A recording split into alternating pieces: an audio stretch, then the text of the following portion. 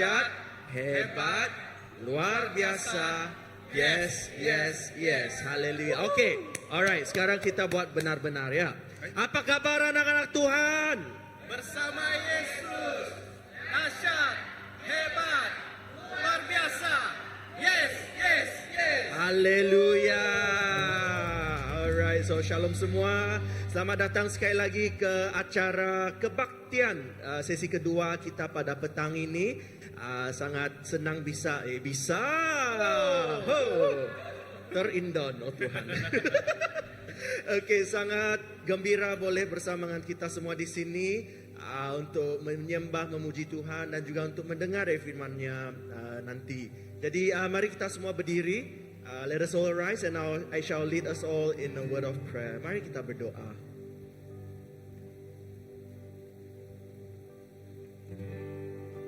Allah Bapa kami yang di syurga, kami memanjatkan kesyukuran kami kepada Engkau. Kerana Engkau adalah Allah yang baik. Engkau telah membawa kami dari minggu yang lalu sehinggalah ke hari ini. Dan kami sangat-sangat bersyukur pada Engkau. Berkumpulnya kami di sini hanya untuk satu tujuan ya Bapa, yaitu untuk menaikkan pujian kami kepada Engkau, meninggikan nama-Mu. Kerana Engkaulah yang layak menerima segala pujian, segala hormat dan segala kuasa. Bapa, berkenanlah untuk memberkati kami di sini ya Tuhan. Kerana kami memerlukan Engkau, kami memerlukan bimbingan Engkau, berkat Engkau di dalam kehidupan kami. Bapa, petang ini adalah milik-Mu. Pimpinlah kami dari awal hingga akhir kebaktian kami pada petang ini. Terima kasih ya Bapa. Dan kami memulakan sesi kedua petang ini dalam nama anak-Mu Yesus Kristus, Tuhan dan Juru Selamat kami. Amin. Dan saya serahkan masa kepada tim puja penyembahan. Alright. Shalom semua. Woo.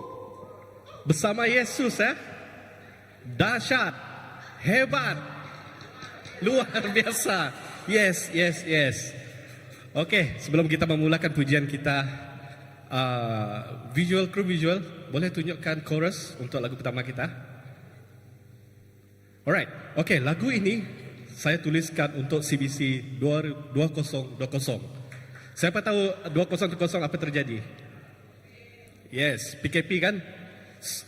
Waktu itu semua orang tidak dapat pergi ke gereja, semua orang tidak dapat pergi kebaktian, semua orang tidak dapat berdoa bersama, bersekutu bersama.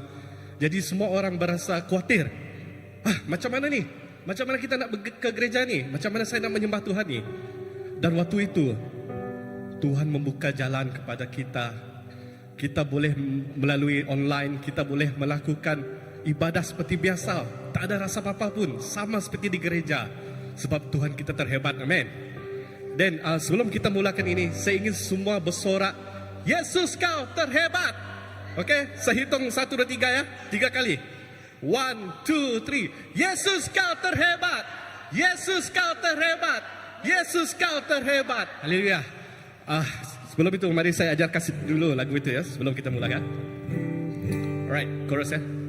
Kami bersorak, kami tinggikan, kami nyatakan sorak, Yesus kau terhebat. Kami melompat, bernyanyi puji-Mu sampai selamanya. Yesus kau terhebat. Alright, lagu ini sebenarnya untuk muda-mudi, tapi saya tak nampak pun orang-orang tua di sini. Betul kan? Tak ada orang tua di sini kan? Saya ingin bersorak. Pagi ini adalah waktunya. Amin. Come on.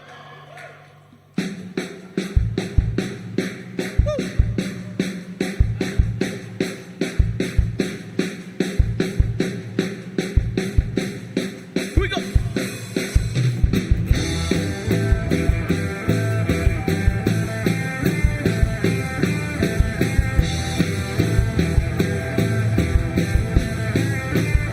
Semua katakan. Firman-Mu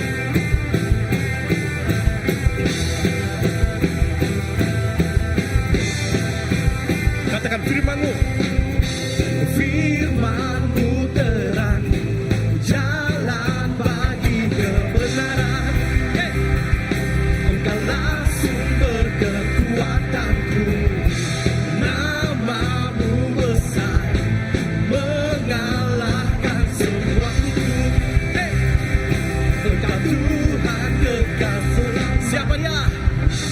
Kau dahsyat. Hey. Kami bersorak. Hey. Kami tinggikan.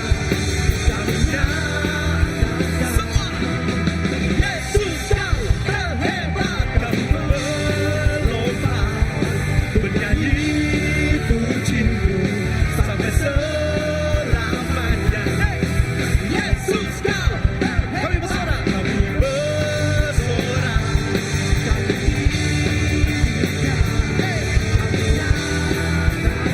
Yesus, Yesus kau terhebat. Bernyanyi pujimu sampai selamanya.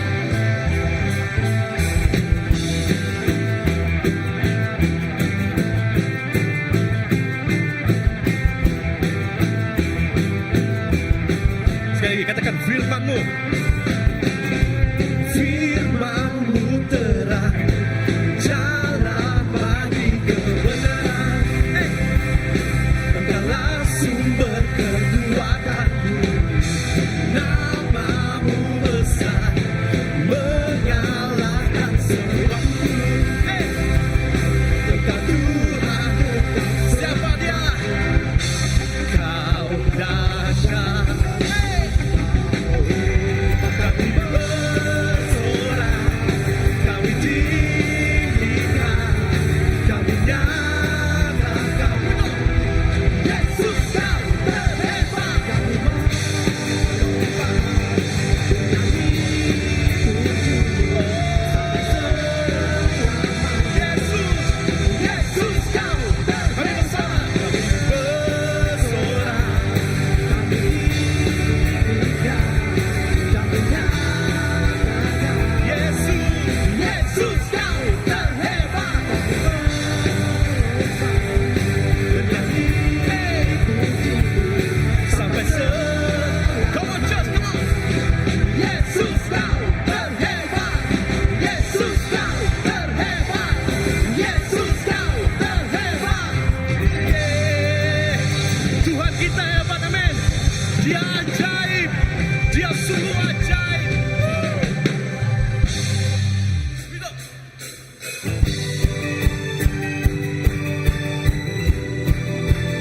Tuhan Yesus kita ajaib, amin. Mari kita melompat bagi Tuhan. Hidup.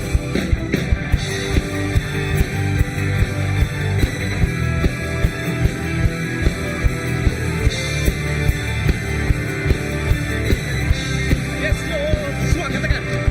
Tak terbayang kebesaran-Mu dan tak terbanding kekuatan-Mu, Tuhan. Kau megah bagiku. Hey. Genap jiwa dan pengharapanlah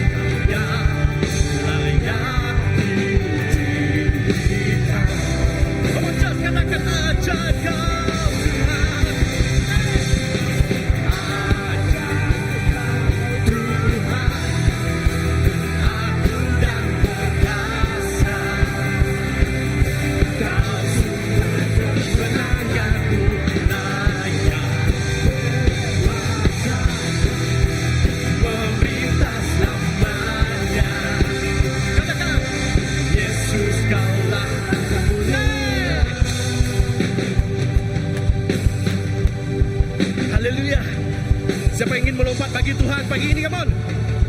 Here we go. 1, 2, 1, 2, 3, go.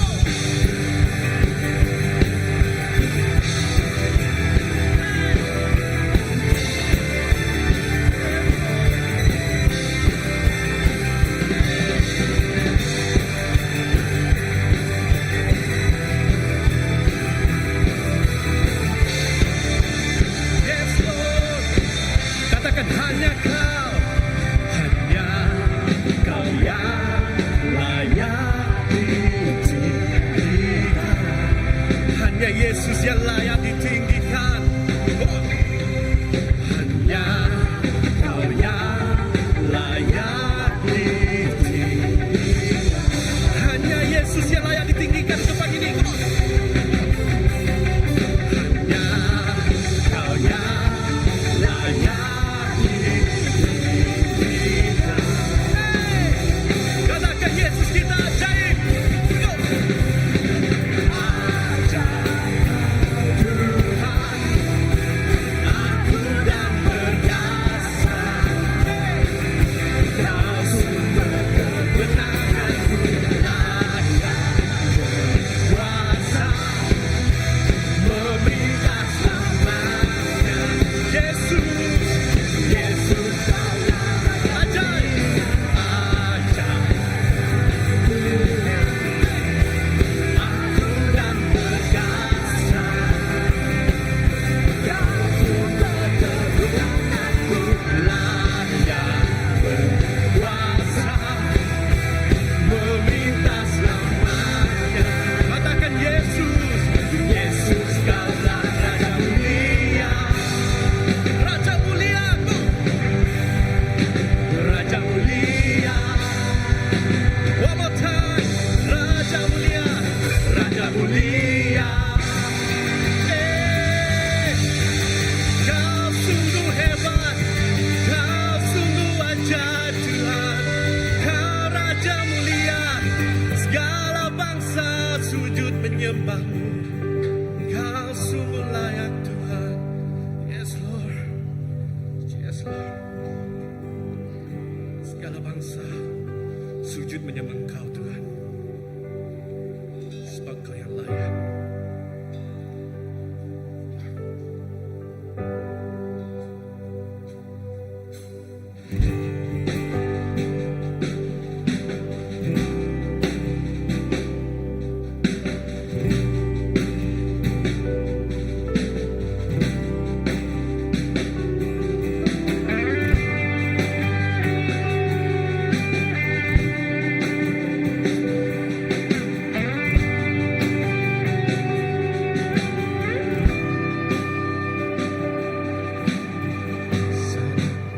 Ajaiblah karya-Mu,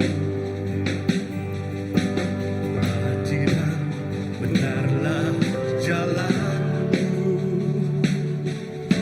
Raja semua bangsa yang maha kuasa, mulialah nama-Mu. Sungguh besarlah Kau Tuhan.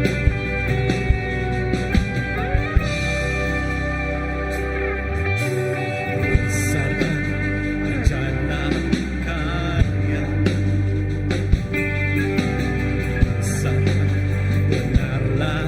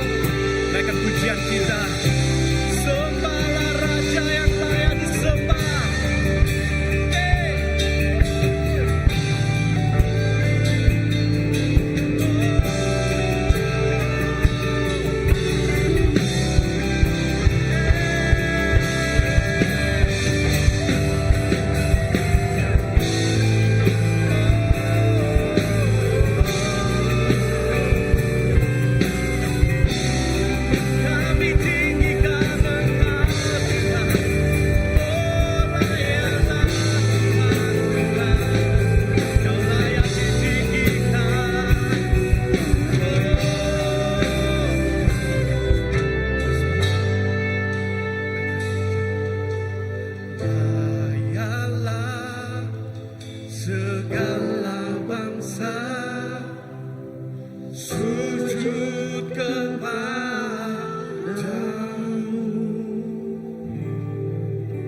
sebab Kau Allah yang kudus, layak disembah. Kan suara kita katakan, layaklah segala bangsa sujud kepadamu, sebab hanya Kau Yesus.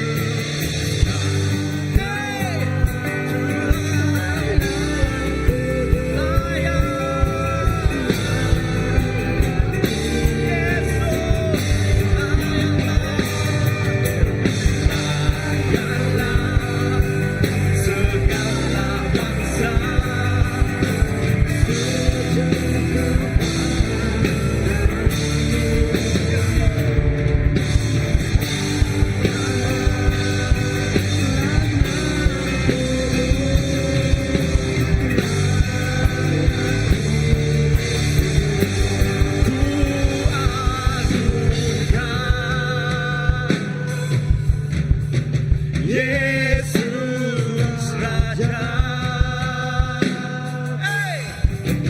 yang berkuasa dan layak disembah.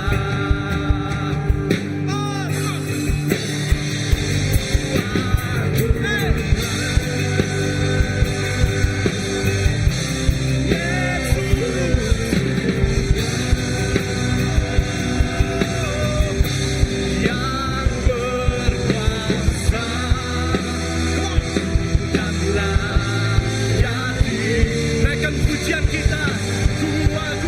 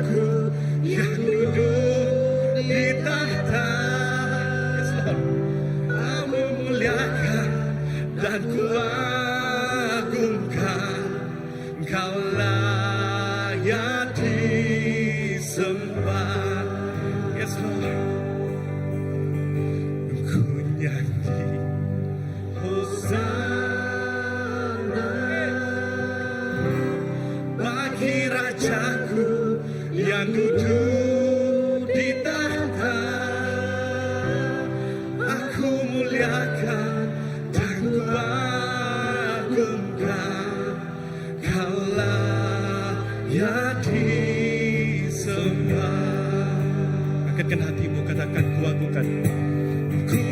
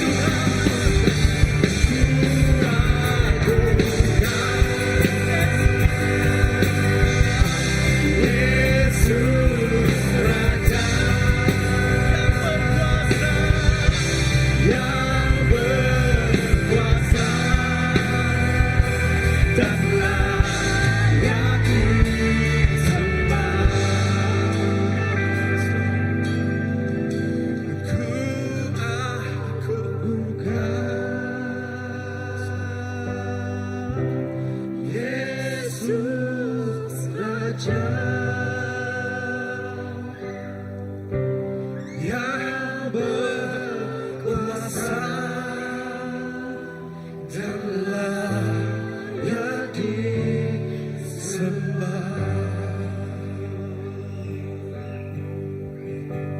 Yes, Lord. Yes, Lord. You are worthy of it all. You are worthy of it all. For from you are all things, and to you are all things. You deserve the glory. You are worthy of it all. Semuanya untuk Kau, Tuhan. You are worthy of it all. For from you are all things, and to you are all things. You deserve the glory.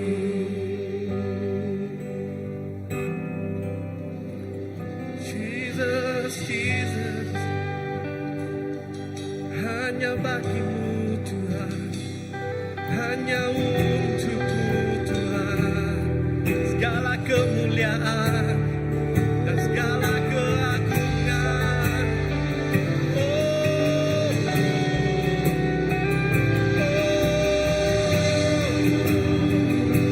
Angkatkan suara kita, naikkan segala pujian bagi Yesus.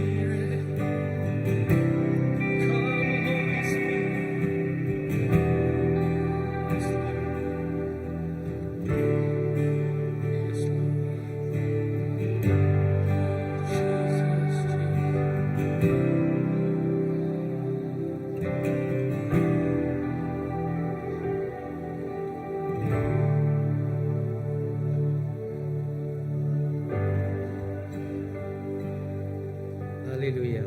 Mari kita angkat suara kita. Haleluya. Mari kita sembah Dia. Mari kita angkat suara kita. Sadadabasi. Oh yes Lord. We worship you Lord. Sembahlah Dia. Yes Lord. Haleluya Jesus. Rabasandalabalabasi. Yes Lord. Yes, Lord Jesus. Terima kasih Tuhan. Shekinah glory. Haleluya. Yes Lord. We wait for you. Haleluya. Yes Lord. We wait for you. Yes Lord. We wait for you. To walk in the room.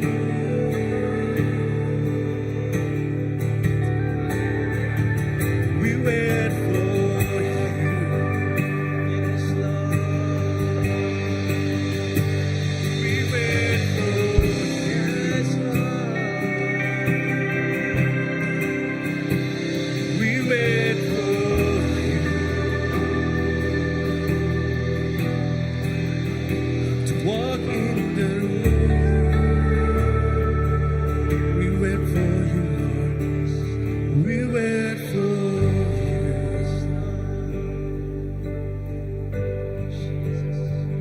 We wait for you. Rabasandalabalabasi. Yes Lord.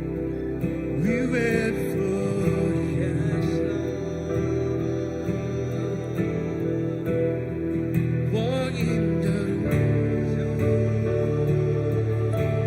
Here we are.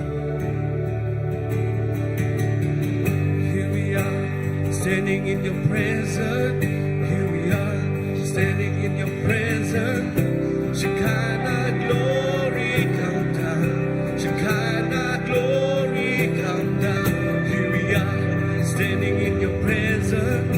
Here we are, standing in your presence. Shekinah glory come down. Here we are, Lord. Here we are. Standing in your presence, Shekinah glory come down. Yes Lord. Here we are, standing in your presence. Here we are, standing in your presence. Shekinah glory come down. Release, release the fullness of your Shekinah, Shekinah glory come. Shekinah glory come. Release the fullness Of your spirit. Shekinah. Glory come. Shekinah glory. Here we are, here we are,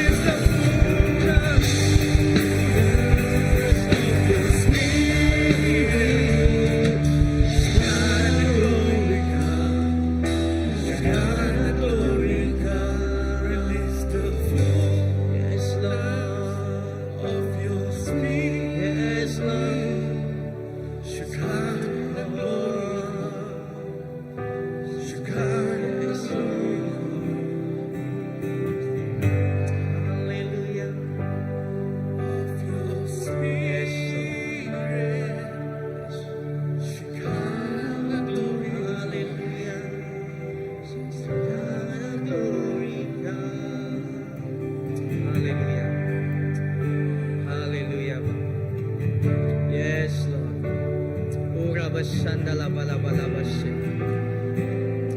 Urabashandala balabalabashe. Bapa, terima kasih Tuhan. Terima kasih Bapa atas lawatan Tuhan, atas lawatan hadirat-Mu dalam Tuhan hidup kami Tuhan. Bapa, terima kasih Tuhan, karena Tuhan kami merasakan Tuhan Engkau hadir di tempat ini Tuhan. Engkau hadir dan berbicara kepada kami Tuhan pada petang ini Tuhan. Bapa, terima kasih Tuhan, karena Engkau yang layak, dan segala kemuliaan hanya bagi-Mu sahaja Bapa. Terima kasih Tuhan. Haleluya. Haleluya. Haleluya Jesus. Terima kasih Bapa. Haleluya. Oh, dalam hadirat Tuhan, kita juga ingin menyediakan hati kita. Kita ingin memberikan persembahan kepada Dia. Haleluya. Jesus.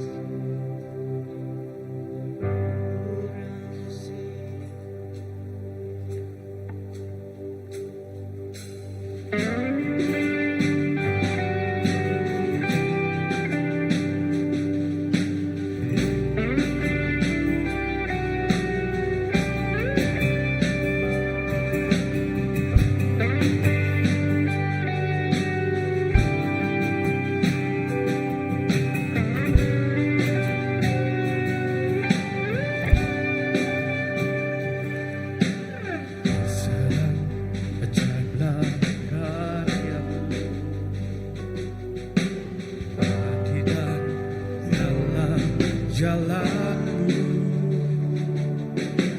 Raja semua bangsa yang maha kuasa, mulialah nama-Mu.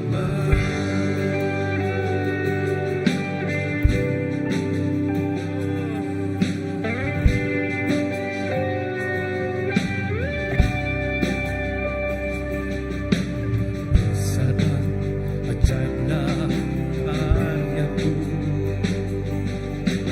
adil dan benarlah jalan-Mu. Raja, Raja semua bangsa yang maha kuasa,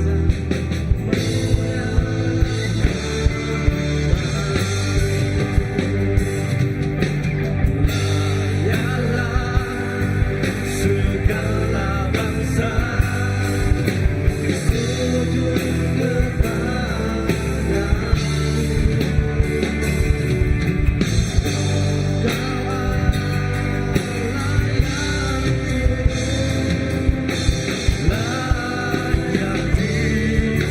kepada katakan layalah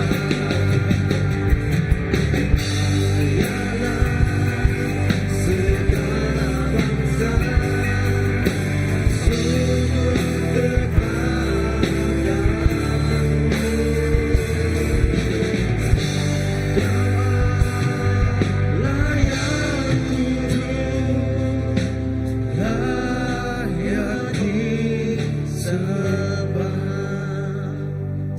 Bapak, terima kasih Tuhan. Terima kasih Tuhan atas lawatan Kau Tuhan. Terima kasih Tuhan atas jamahan kuasa Roh Kudus-Mu Tuhan dalam hidup kami pada petang ini Tuhan. Bapak, sekali lagi kami persembahkan Tuhan pemberian ini ke tangan Engkau. Engkau berkatilah Tuhan setiap pemberian ini Tuhan, dan Engkau berkati setiap Tuhan tangan yang memberi, agar Tuhan ini semua untuk kami Tuhan memuliakan kehendak Engkau, dan Tuhan memuliakan nama Engkau sahaja. Bapa, terima kasih, dan sebentar lagi Tuhan kami ingin mendengarkan firman Engkau.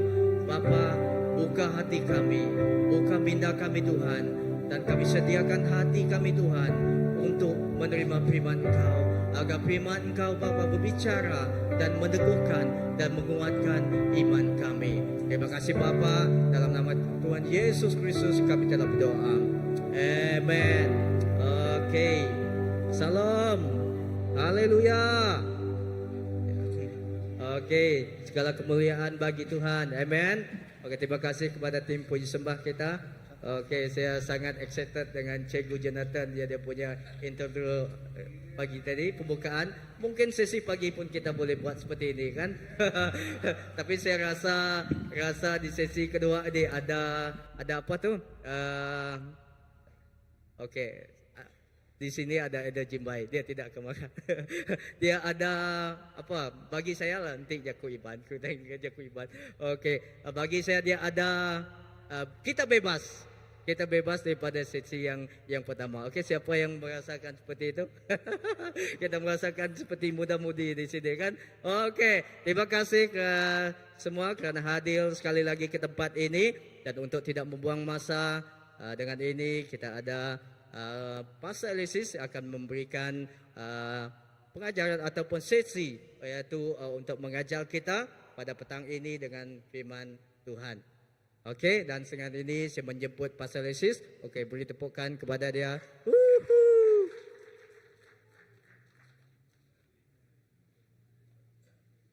Right. Thank you. Okay. Better, huh?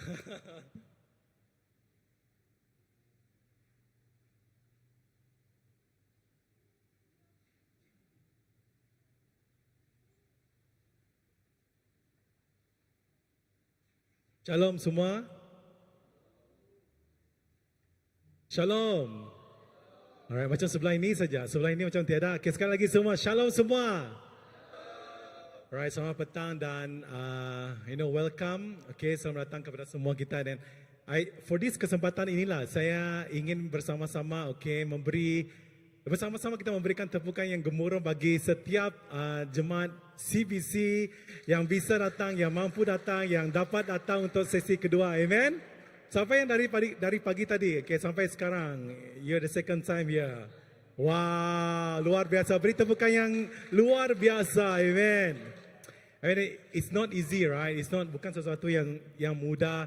Sebab biasalah kan waktu petang, sometimes you have your own time, your things to do, kamu ada perkara yang kamu lakukan, kamu mungkin tinggal di rumah sebab it's Sunday and it's raining outside there, hari hujan, and it's the best time to worship the Lord. Amen. Alright. Pastor Graman kata the best time to worship the Lord. Amen. Wow, no time to sleep. Amen. Amen. Seorang saja, dia saja yang gairah, amen. Dia saja yang semangat. Ada yang lain macam pastor ke? Dia yang paling muda. Haleluya. Amen, amen. Wow. Wow, pastor. Kita beri tepukan bagi Pastor Grayman, right? I wish semua kita, when we reach into the age, sama macam Pastor Grayman, kita punya semangat yang macam luar biasa ini, Amen, amen, right? Because you know what, for me personally, my worst enemy, my worst time enemy is masa jam 3 petang ke 5 petang. That is my worst time. I feel like, wow, sometimes I need to really focus. Okay, kalau saya ada sesuatu yang saya mau lakukan, either I meeting someone, kalau saya, ada something yang saya buat, make sure saya ada coffee bersama saya. So I know you guys here, you are amazing. You ada opportunity untuk datang bersama. And then sekali lagi bagi tepukan untuk diri sendiri. Amen. It's so nice. Seperti mana Pastor Indi kata tadi, right? For second service, I think, like dengan setting yang sebegini, yang very close, yang rapat dengan each other, it's feel like there's a freedom. Amen. Ada satu kebebasan yang macam kamu boleh memuji Tuhan. You can really like release it to the fullness, like you feel like there's no really like time wise. Mungkin kita fikir like mungkin petang sudah, and then mungkin kita mau short the time, but I feel like kebatinan petang there's something yang I feel like what Pastor Henry say, the freedom in worshiping God. But by the way, saya akan berkongsi dengan kita semua saudara, satu cerita, right, di dalam John ataupun dalam Yohanes bab 5. Tapi sebelum itu, alright, saya ingin the title or the sermon yang saya akan kongsikan pada petang ini, ialah bertajuk Don't Stuck, dan jangan tersangkut. Katakan pada orang sebelah kiri kanan saudara, katakan jangan tersangkut. Sekali lagi saya tidak nampak. Ada 1, 2, 3. Katakan pada mereka, jangan tersangkut, alright? Nanti kita akan sama-sama baca dalam Yohanes fasa kelima. Okey, mengapa? Alright. Sebab this is a very interesting story di mana satu orang yang menghadapi penyakit, selama 38 tahun terbaring di satu tempat, satu kolam dekat dengan kolam yang bernama kolam Bethesda. Dan dia tersangkut untuk sangat lama di sana sebab bagi dia ingin mengalami satu penyembuhan, dia ingin mengalami satu terborosan dalam hidup dia, tetapi dia tidak mampu ke dalam terjun ke dalam kolam itu sebab dia memiliki satu penyakit atau penyakit menyebabkan dia tidak boleh berjalan. Saudara, nanti kita akan pergi ke sana. Tapi sebelum itu, saya ingin bertanya kepada saudara di sini, pernahkah anda tersangkut dalam kehidupan anda? Sometimes tersangkut secara fizikal mungkin, in the jam, right? In the traffic light. Betul? Di Kuching sekarang semakin hari semakin jam. If you feel like you stuck in the traffic light, right? Or stuck somewhere, like di dalam kereta. What do you feel? You feel happy? Do you feel happy? Adakah kamu rasa gembira? Ataupun kamu rasa sometimes it's very frustrated? Sangat, frust lah, huh?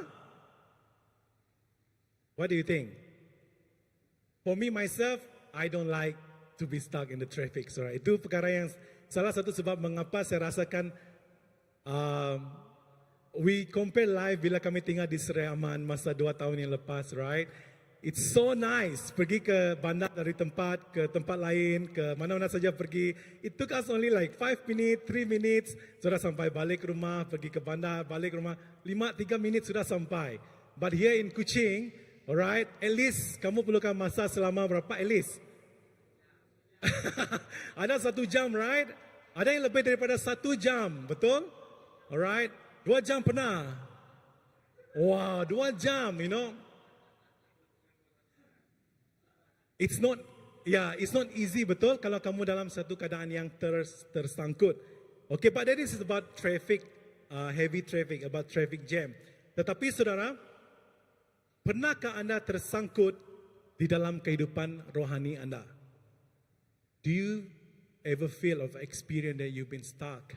Tersangkut dalam kehidupan rohani anda yang menyebabkan anda tidak dapat move on dalam kehidupan anda. For me personally, saya pernah mengalami pengalaman seperti itu.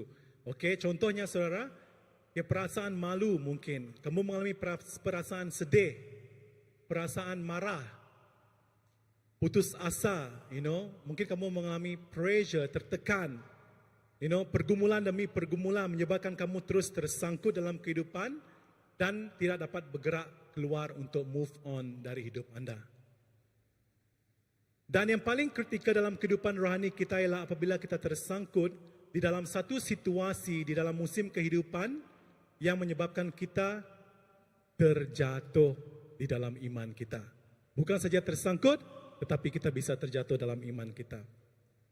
Contohnya, kita mungkin tersangkut dalam ketakutan, keraguan akan masa depan. I don't know how many of you yang mungkin baru habis, university life, kamu tengah mencari pekerjaan, dan kamu rasa macam you takut, you feel pressure untuk tidak dapat pekerjaan. I don't know. Dulu I heard a lot of the friends around me yang katakan they really worried yang mereka tidak dapat pekerjaan yang bagus, especially dengan hari yang makin mencabar hari ini. Dan juga mungkin kamu tersangkut kerana masalah pribadi, perhubungan yang tidak sehat. Remaja zaman sekarang, the working adult life, that we feel like kita ingin terdesak untuk memiliki boyfriend, girlfriend, menyebabkan kita terjebak dalam hubungan yang tidak sehat. Kamu tersangkut di sana. Dan juga mungkin kamu tersangkut dengan masalah keluarga kamu secara pribadi. Mungkin kamu mempunyai hubungan yang tidak rapat, tidak baik dengan bapa, dengan mak kamu, Ya, saat di sekolah, kamu pergi sekolah dan saat kamu balik rumah, you hate to be at home. Kamu rasa marah, kamu rasa tidak, I know this is all the pressure. Kebanyakan orang remaja, kebanyakan, saya juga pernah alami perkara yang sama. Tapi yang sekarang mungkin ibu bapa juga mengalami perkara yang sama. You know, that you don't feel connected. Kamu tersangkut di dalam masalah pribadi dengan keluarga kamu, yang kamu tidak ada connection ataupun hubungan yang rapat dengan anak kamu mungkin. Itu antara yang mungkin dapat terjadi. Mungkin juga kamu tersangkut kerana kesalahan masa lampau kamu yang menyebabkan kamu sangat sukar dan sangat, tertekan dan tidak dapat keluar di dalam kehidupan kamu. There are so many things, banyak perkara yang menyebabkan kita boleh tersangkut di dalam iman, di dalam kerohanian kita, saudara. Amen. Dan setiap kali kita mengingati hal itu, saudara, sekiranya kita tidak dapat bergerak keluar dari keadaan situasi itu, kamu akan terus tertekan dan kamu akan terus tersangkut, dan kerana itu kamu membuat keputusan untuk meninggalkan Tuhan ataupun iman kamu jatuh. Mungkin kamu datang ke gereja, setiap hari Minggu, dan untuk hanya sekadar rutin datang ke gereja, sekadar kerana hari Minggu ataupun kerana parents kamu ask you to come. I don't know, you don't have joy. Kamu tidak ada sukacita untuk datang ke gereja. Dan yang paling sedih bagi saya, sekiranya kita sebagai orang sudah percaya, dalam keadaan yang tersangkut ini, kita mula membina ataupun membuat suatu tembok. Understand tembok? Membuat satu pagar, okay? Yang makin mengongkong kita untuk kita tidak dapat bergerak bebas dan mengalami kemerdekaan yang Tuhan sudah janjikan bagi hidup kamu. That is the hardest thing.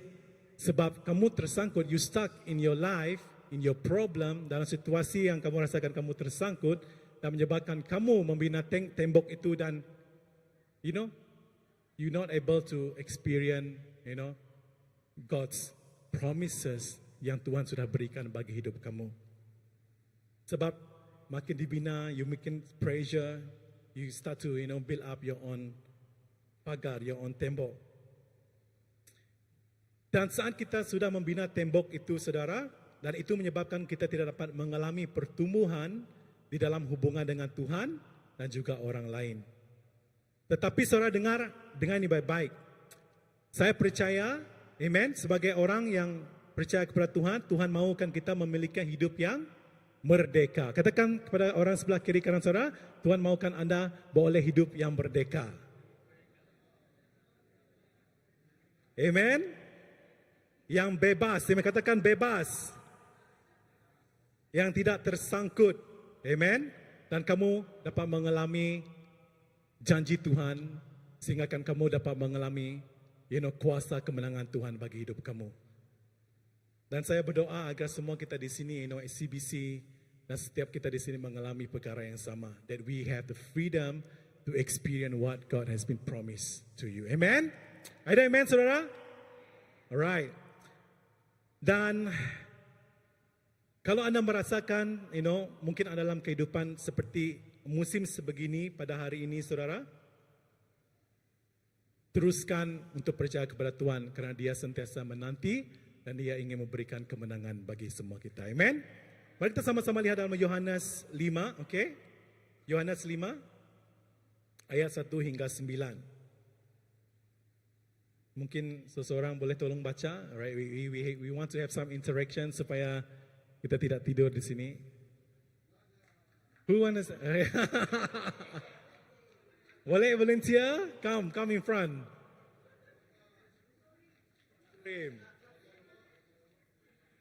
Come on lah.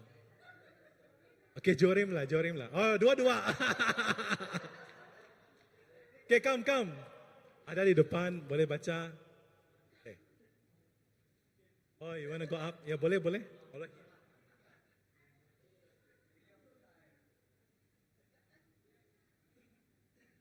Lepas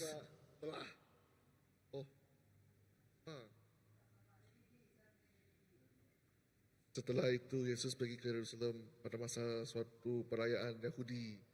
Di Yerusalem berdekatan pintu domba ada sebuah kolam yang dipanggil Baitasda dalam bahasa Ibrani. Kolam ini dikelilingi 5 buah serambi. Di setiap serambi itu ramai orang sakit dan cacat berbaring. Ada yang buta, ada yang tempang, ada yang lumpuh,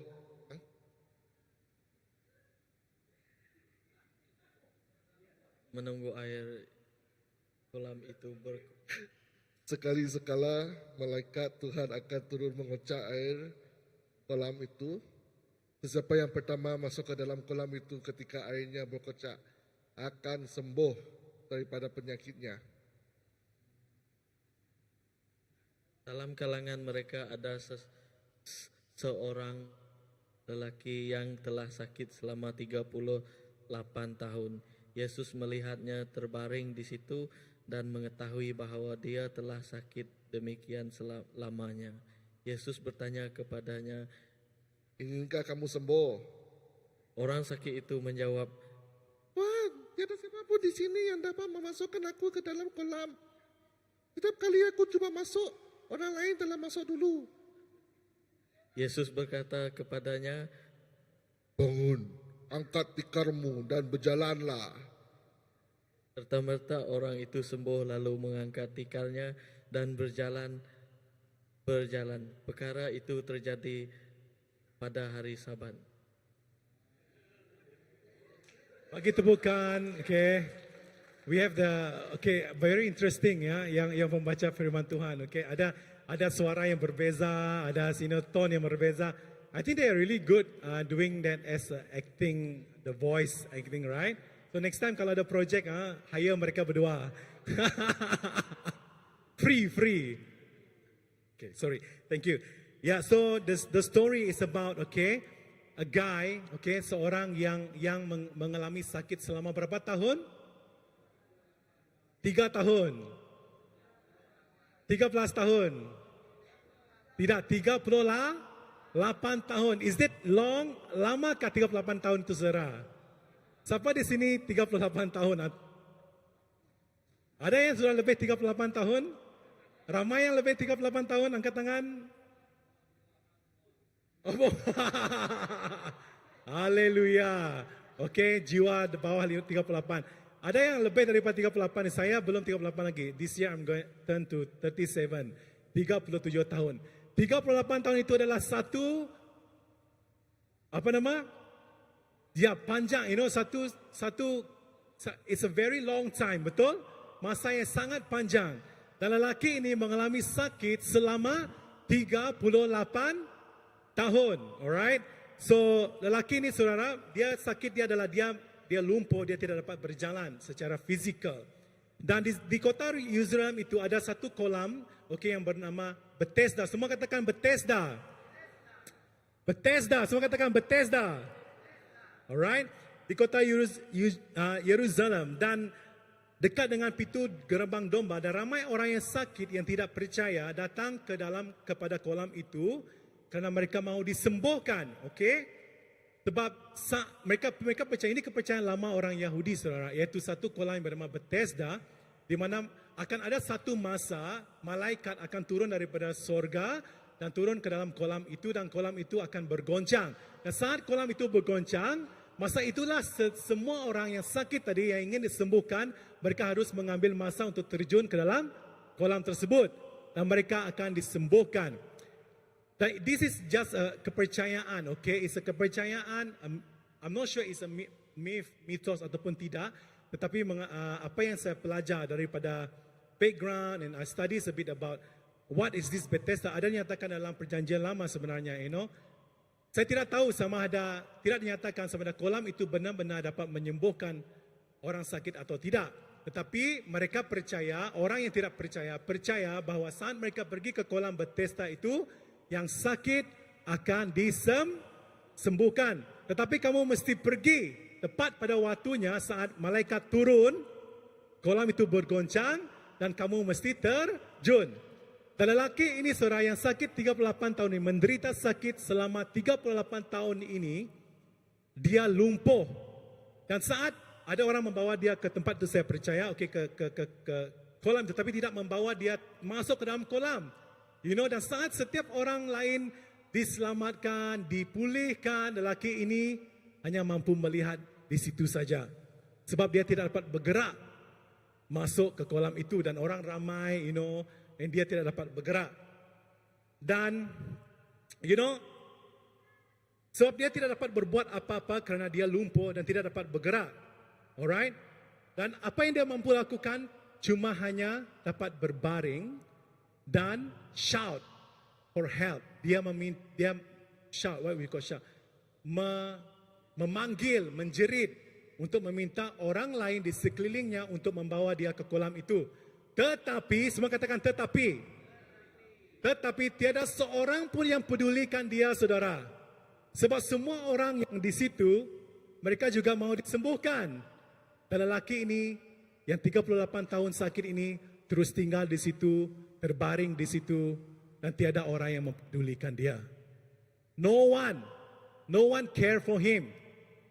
Sehingga pada satu ketika Yesus datang ke tempat itu dan Yesus menemukan lelaki yang terbaring itu. The only person, hanya satu pribadi yang sanggup untuk come mendekati lelaki itu ialah Yesus. Dan kamu tahu saudara, this is a very interesting thing yang saya baca, okay? Saya baca beberapa commentary dan juga untuk mengetahui apa yang terjadi, mengapa Yesus harus di situ. Dan sebenarnya Yesus tahu mengenai kolam Bethesda ini dan dia memang sengaja ingin datang kepada kolam ataupun kawasan itu kerana dia tahu ramai orang di situ mengalami sakit. Ramai orang di situ masih lagi buta dan tidak percaya akan Tuhan. Dan Yesus memang sengaja untuk datang ke kolam itu dan pada hari itu lelaki itu yang terbaring di situ hanya dia seorang saja yang di situ dan Yesus mendekati dia. It's a encounter, a special encounter yang Tuhan sudah rancangkan agar dia boleh berjumpa dan bertemu lelaki itu. You know, for this guy, lelaki ini sebelum dia berjumpa dengan Yesus, dia mengharap, seperti mana kita tahu dia adalah lumpuh, tidak dapat berjalan, dan apa yang dia mampu lakukan adalah dia mengharap orang di sekeliling dia untuk membawa dia pergi kepada kolam itu. Tetapi tiada seorang pun, saudara. Dia berteriak mungkin, dia katakan, hey, tolong saya, help me. Tolong saya, bawa saya masuk ke dalam kolam itu. Hey, tolong saya. Can you imagine it, right? Kamu lihat orang yang lumpuh di sebelah kamu dan kamu lihat satu tempat di mana kamu boleh disembuhkan. Of course, semua orang yang sakit akan mau disembuhkan, betul? Tidak seorang pun yang tidak mau disembuhkan, betul? Dan walaupun lelaki itu minta tolong, tetapi tidak seorang pun yang mempedulikan dia, saudara. Dan begitu juga sometimes, kadang-kadang dalam kehidupan kita ingin miliki kesembuhan. Kita juga ingin miliki pemulihan daripada Tuhan. Dan kadang-kadang, semua katakan kadang-kadang. Kadang-kadang kita terlalu mengharapkan, semua katakan mengharapkan. Mengharapkan orang di sekeliling kita untuk membantu, untuk menolong kita. Betul? That you feel like you want to experience God's healings or miracles in your life ataupun terobosan kuasa Tuhan, tetapi kamu tahu Tuhan itu dapat melakukan, tetapi kamu mengharapkan orang lain yang boleh membantu kamu. You got it? Stay with me. Sometime in life kita juga begitu, saudara.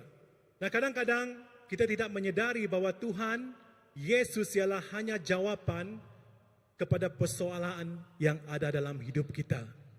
Rather than we mengharapkan percaya kepada Yesus, kita mengharapkan ataupun percaya kepada orang lain yang boleh membantu kita. Wow. The same thing that's happened to this guy. I'm going to share you more. Tadi kita baca, right? Masa Yesus bertemu dengan lelaki ini, saudara, satu perkara yang Yesus terus katakan kepada dia, mahukah engkau sembuh? Right? Kita lihat di ayat yang ke-6. Okay, saya akan baca sekali lagi. Okay? Ayat ke-5. Di situ ada seorang yang sudah 38 tahun lamanya sakit. Dan ayat ke-6. Ketika Yesus melihat orang itu berbaring di situ, dan kerana ia tahu bahwa ia telah lama dalam keadaan itu, berkatalah ia kepadanya. Dia katakan apa? Maukah engkau sembuh? Semua katakan, maukah engkau sembuh? You know what is the response daripada lelaki ini, saudara? Apa yang dia katakan? You see the next one. Apa yang dia kata? Adakah dia katakan, ya Tuhan, saya mau sembuh. Sembuhkan saya segera. And he said that. Apa yang dia katakan? Dia katakan tidak ada seorang pun yang di sini ingin tolong dia. And you know, as someone that desperately, seorang yang ingin sembuh, yang sudah sakit 38 tahun lamanya, saudara, saat Yesus sendiri bertemu dengan dia face to face. For me, respon yang harus dia katakan kepada Yesus, katakan segera, right? Yes Tuhan, saya mau sembuh. Tapi apa yang dijawab oleh lelaki ini, dia katakan, dia menyalahkan orang di sekeliling dia. Instead berkata, Tuhan, sembuhkan saya. I want that, I need that. Heal me God. Tetapi respon dia, saat Yesus berkata, maukah engkau sembuh? Dia katakan, menyalahkan orang di sebelah. Orang di sebelah saya tidak mau menolong saya Tuhan. So itu saya tidak sembuh. And sometimes, the same thing happen in our life. We tend to look at others' problem ataupun masalah orang lain sehingga kita dapat melihat, pekerjaan Tuhan di depan kita. Amen?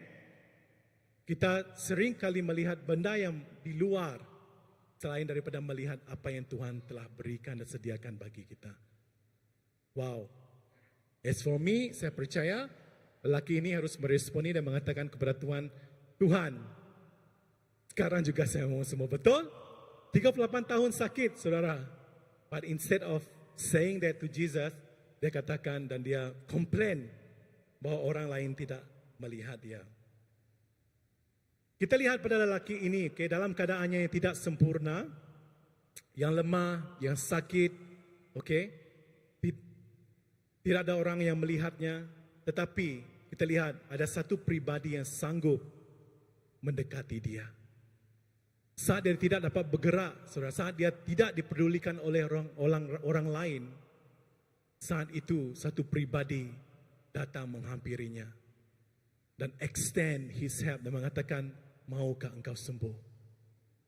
Dan awal Tuhan juga begitu. Walaupun mungkin kita dalam keadaan tersangkut, mungkin kita dalam keadaan satu pergumulan, yang mungkin kamu sudah berkongsi dengan teman kamu, dengan boyfriend kamu, dengan girlfriend kamu, dengan orang rapat dengan kamu, istri kamu, suami kamu, I don't know. But sometimes they don't understand.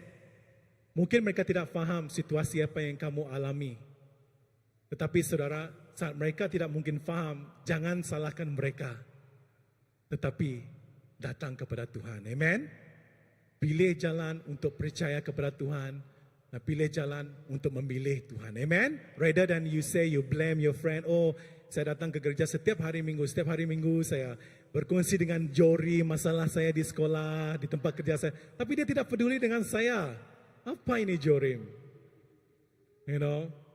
We tend to do something like that sometimes. Oh, kamu salahkan pastor. Oh, pastor Andy ini dia melihat si Anu saja, Tapi setiap kali saya sharing dengan dia masalah saya, dia macam, tidak apalah, doa saja kamu. Dalam nama Yesuslah kamu sehat bah. And then kamu salahkan pastor Andy. Yes, we tend. We want to be loved. We want to be seen. Amen? Semua kita mau dilihat. Amen? Semua kita mau dikasihi, amen?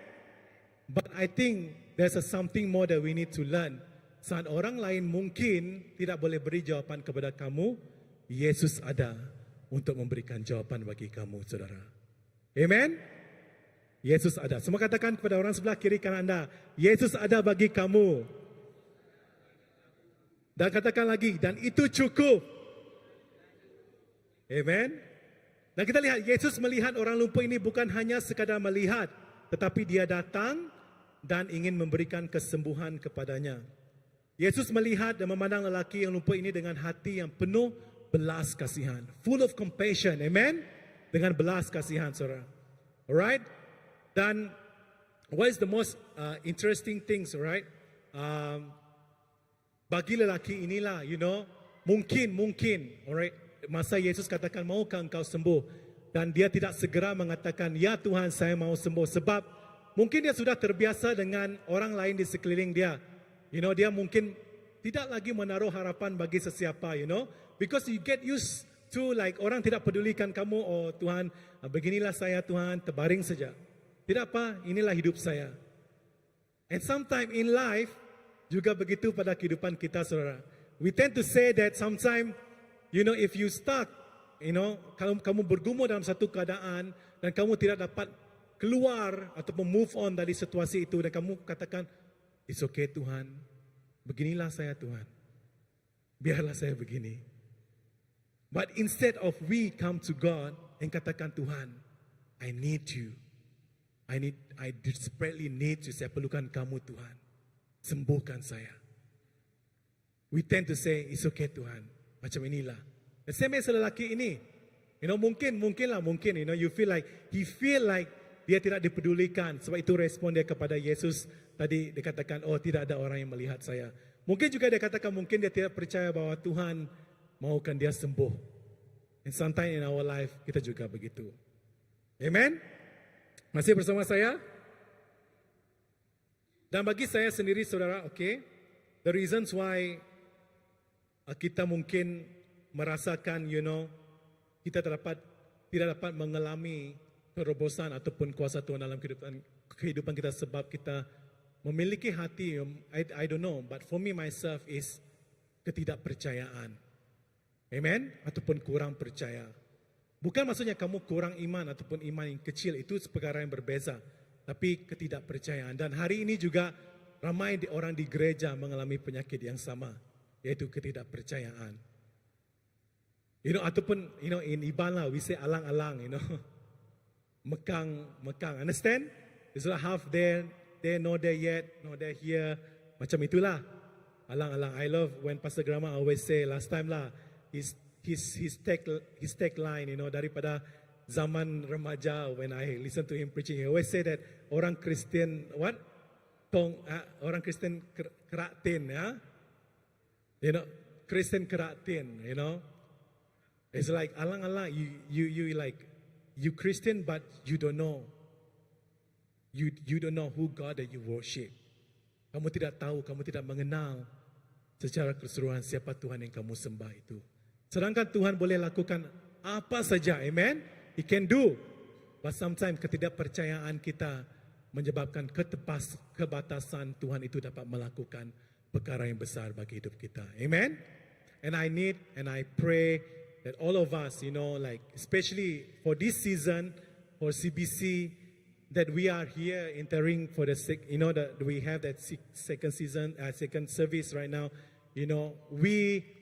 We will believe, okay, kita percaya bahwa Tuhan punya rancangan yang besar, amen? Punya visi yang besar untuk second service ini, amen? Dan keseluruhan bagi gereja CBC juga, amen?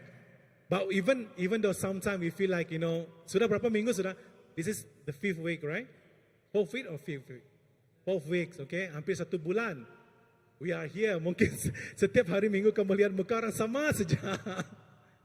And you feel like, oh Lord, where's the new believer? Where's new person here? Tiada pun orang muncul di sini. Orang sama saja. Lead worship. Selalu saja ini Brother Matthew ni confirm. And then MC, selalu saja si John itu. Nanti dia pasti ada itu ring, bell ring itu. Mesti dia saja dan Usher, yang cikgu-cikgu dua ini saja. Berarti ada orang lain kah? Tiadakah yang sometimes we tend to, of course, and we feel like sometimes when things like that feel like not moving, tetapi saya percaya Tuhan itu bekerja, amen? Saat kamu tidak melihat, tapi kamu percaya Tuhan itu bekerja dan dia melakukan sesuatu yang lebih besar daripada apa yang kita tahu, amen?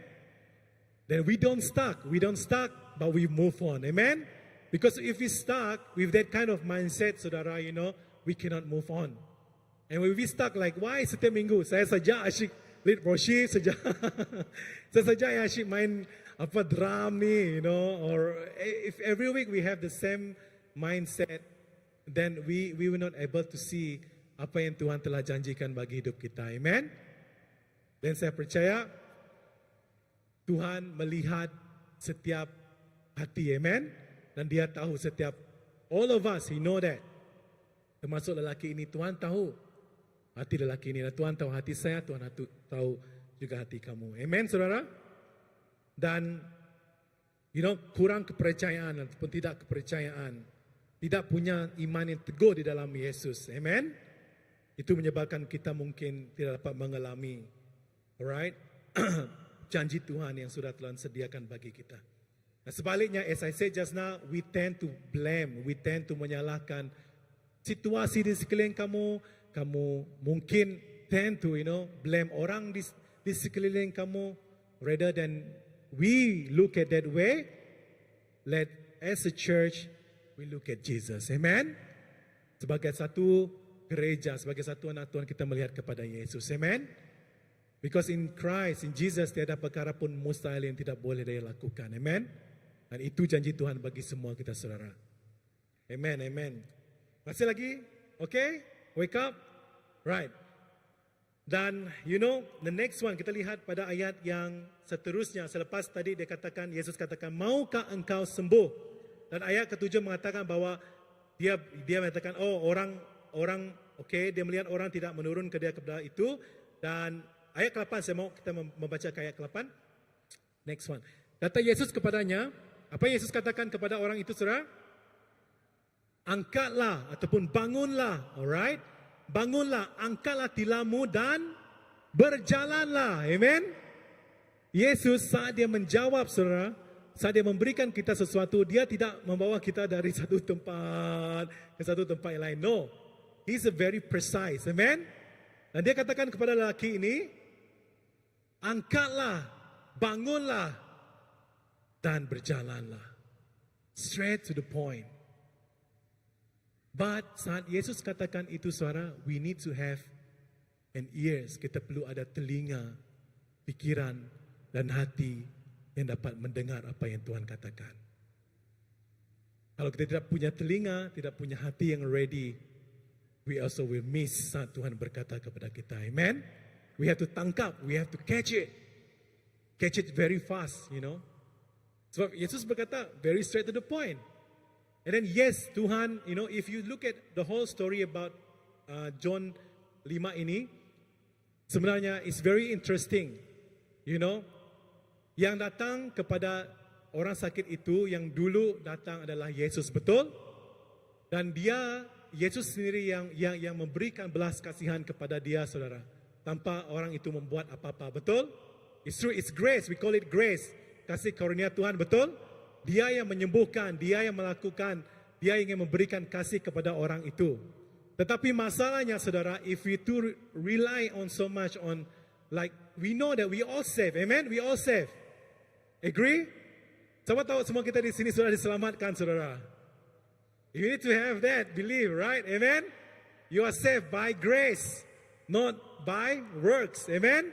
Bukan kerana pekerjaan kamu diselamatkan, tetapi oleh kerana kasih karunia.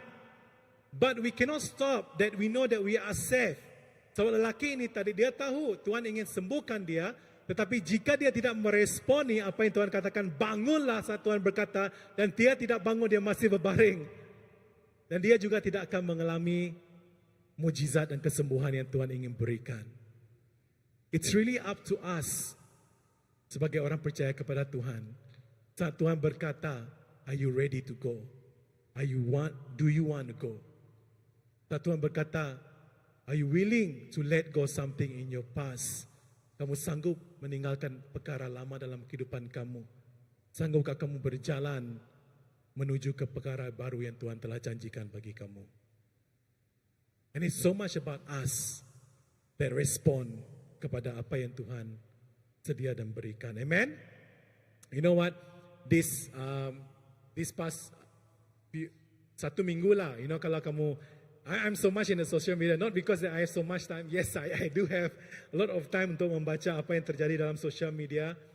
But recently, we see this very controversy, short videos, tentang there's a Reverend Dennis, you know him, right? Dan satu orang interviewer at a church from, I don't know, Methodist, right? The lady, right? The Methodist. Dan mereka membuat satu video mengenai, as a Christian, sebagai orang yang sudah percaya, patutkah kita masih lagi mengamalkan adat-adat ataupun kepercayaan kita yang lama? But then the thing is, a lot of people yang sangat marah, like sampai saya dengar ada yang sanggup lodge a report, like membuat report kepada polis mengatakan bahawa padri ini salah sebab he create a diverse antara orang Iban, and so on and so on. Sebab mereka melihat satu video yang the short video only, they don't watch the whole entire video, The same thing as us, sometimes kita tend to melihat satu perkara yang macam sedikit tanpa mengetahui apa kebenaran di situ dan kita like marah, wow, like this priest, he did a very bad, and then like and so on and so on. And I did commented on that, and just in that morning alone, like until that whole day, my post that I commented, I post there, it was share lebih daripada 300 orang, And then they commented, and some of people attack me as well, sehingga mereka menulis secara pribadi dan attack saya secara pribadi. They say, if you believe in your God, percayalah Tuhan Nuannya, Nuan percaya Tuhan Nuan, kami percaya ngagai petara aku. Anang berjaya korang bukai. Which is seems like true, right? Baka betul, right? Baka Nuan ada respect ngagai orang bukai lah. Lebon dan nyebote berkenya. Which is sounds like true. But then, if we don't tell the truth, Ari jakut Tuhan, from the word, from the scripture, then how we gonna tell the people? You understand? As a pastor, as a leader, we need to tell the truth, betul? We cannot just deliver some part of the truth and saying, oh, laban Nuan kaya meda, nama kebenaran ada jakut Tuhan, aku mereka ngubah mimik lah. Ya, boleh lah Nuan ngerjato, boleh ngerjato. No, cannot. We need to tell the people the truth. Amen? Because the truth will set people free. Amen? Bisa amen? Ada amen, saudara? So, kebenaran itu akan memberi, pembebasan, freedom for all of us to experience. But, as I said just now, tetapi ramai orang, saudara, ramai orang, even di dalam gereja sekalipun, masih ingin, hidup dalam keadaan yang hidup yang lama. Like, should I go here? Should I go there? They don't know where to go. And I believe, amen, and I believe CBC as well, like for all of us here, we're going to preach the truth, amen? And we're going to equip, we're going to tell a family, of friends, tentang kebenaran Tuhan, amen? Hidup dalam Kristus, kamu hidup baru, amen? Yang lama telah berlalu, yang baru akan datang, amen? So we hidup by that. So for me, it's the same thing, kurang kepercayaan. It's really a biggest struggle atau penyakit yang ada di gereja sehingga ke hari ini. Dan saya mendorong saudara, alright, bagi semua kita, when we look at God that save you, bila kita melihat memandang kepada Tuhan yang mengasihi kamu, yang ingin menyelamatkan kamu, saudara, don't take it for granted, amen? Jangan tahu, don't just stop that you are saved by grace because of what Jesus has been done to you. You need to go deeper. Amen? You need to go more. You say amen? Ada amen? Right. So the same as I said just now, we don't stuck. Kita tidak tersangkut. Even the situasi mungkin dalam kehidupan kamu, sepertinya kamu tersangkut, but we don't stuck. Because we have Christ and we can trust Him that will lead us. Okay? Truth. Amen? Dan, I love this song from the,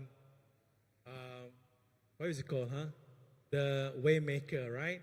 There's a bridge dalam Waymaker that sings, even when I don't see that you're working, even when I feel that you're working, you never stop working, you never stop working.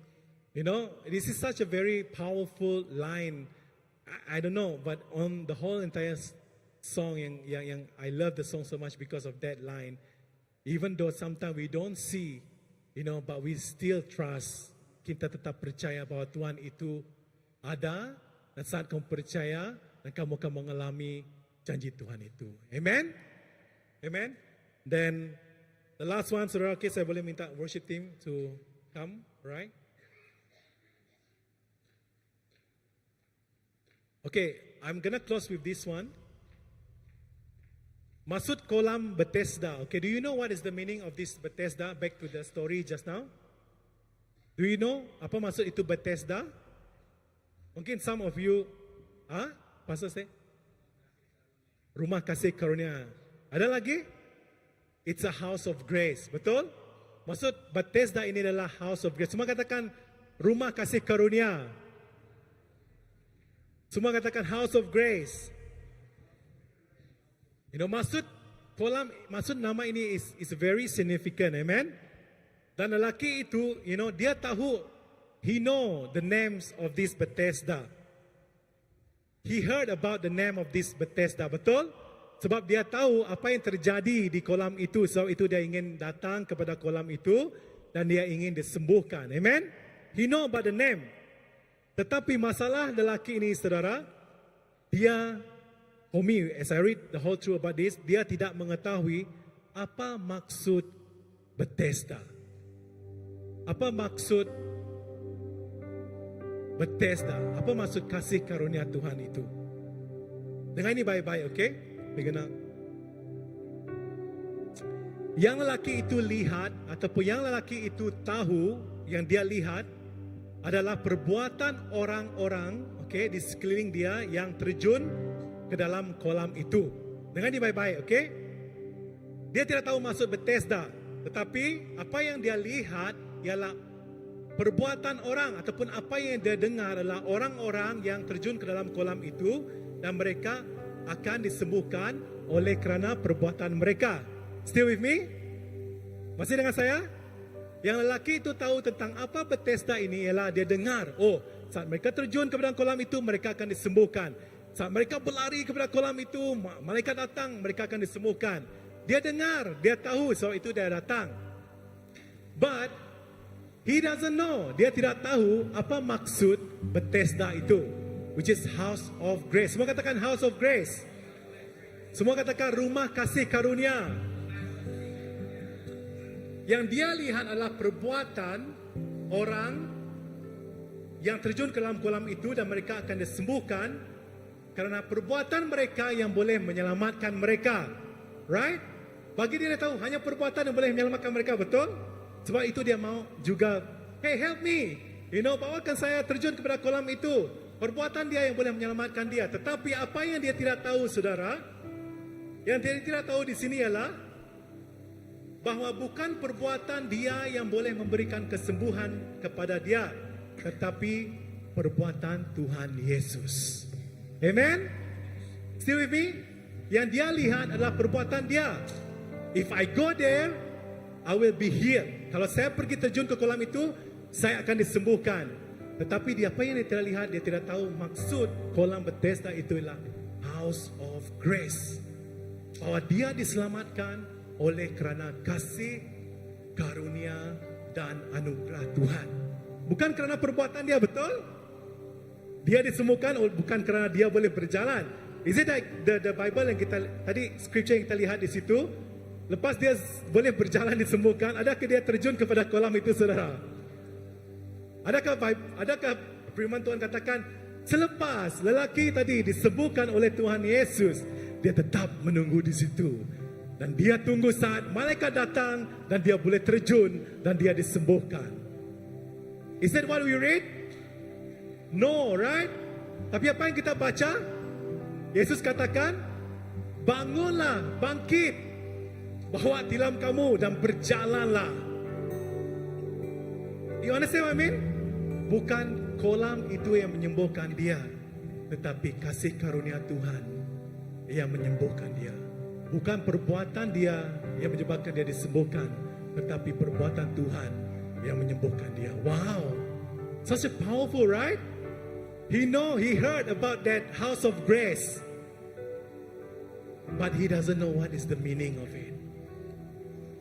And I pray, okay, bagi semua kita di sini, saudara, that bukan saja kita tahu bahawa Tuhan itu adalah jalan memberi keselamatan dan kesembuhan, tetapi kita juga percaya bahawa Tuhan itu melakukan bagi pihak kita. Amen. It's not because of us, but because of Jesus, because of kasih karunia yang Tuhan ingin berikan kepada semua kita. Amen, saudara. Yang menyembuhkan lelaki itu, saudara, bukan perbuatan dia. Yang menyembuhkan lelaki itu adalah Tuhan Yesus di atas kasih karunia Tuhan. Kolam Bethesda, the house of grace. And when I prepared the sermon, and also mengingatkan saya bahwa this year, right, CBC, the theme, the church, gereja tahun ini ialah double grace, right? It's not only grace, but it's double grace. Kasih karunia demi kasih karunia, saudara. And I pray and I hope that all of us, when we look at like this is double grace, it's not so much about what can we do, but it's about what Jesus, what God can do to us. Amen? It's not so much about what we can do, sir. We can do whatever. We can be like the people who jump. As I said just now, Tuhan katakan sembuh kamu, dan dia katakan saya akan menunggu di sini Tuhan. Saya tunggu malaikat datang, saya akan terjun dan saya sembuh. It's not. Tapi saat Tuhan katakan kamu sudah sembuh, kamu sudah dipulihkan, kamu sudah dibebaskan, kamu sudah dimerdekakan, take it with you dan terus berjalan di dalam Tuhan. Amen. Jangan lagi tersangkut. Don't stuck. Katakan pada orang sebelah kiri kanan anda, don't stuck. Jangan tersangkut. Amen. But if you feel like you tersangkut, move on, and you trust that God gonna pull you through as long as you believe. Amen. Now, saudara, that's it. What I'm gonna share with you.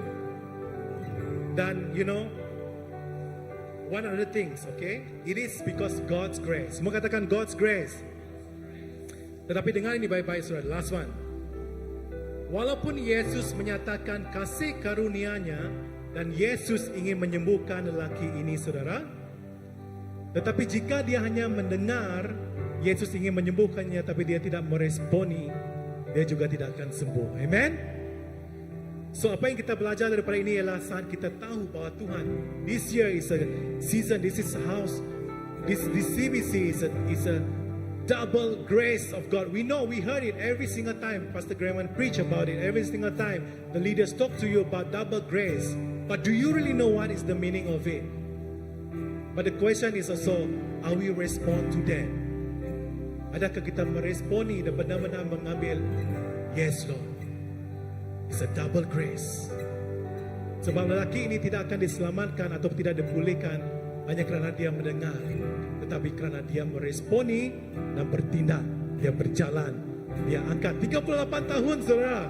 I think 38 tahun dia tidak tahu macam mana mau berjalan, betul?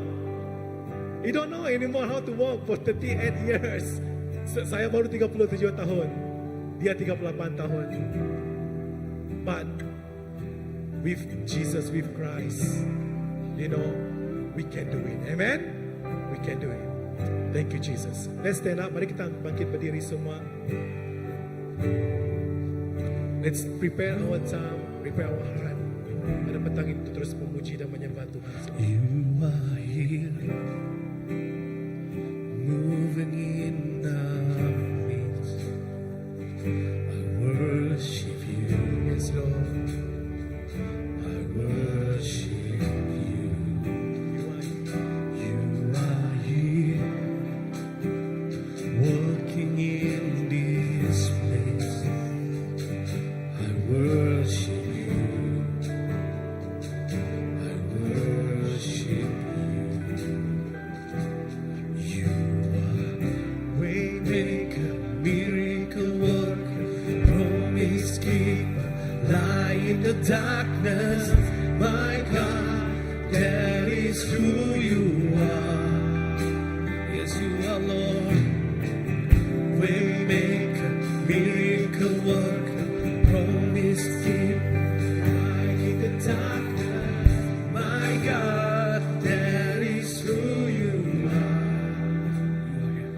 You are here, turning lives around. Mari kita terus melihat Tuhan saat kita menaikkan lagu pujian ini, saudara. Let's look into Jesus. Thank you, Jesus. Let's worship Him. You are here. You are here. And you're healing every heart. Worship. I worship you. Oh, I worship you. You are. Waymaker, miracle worker, promise keeper,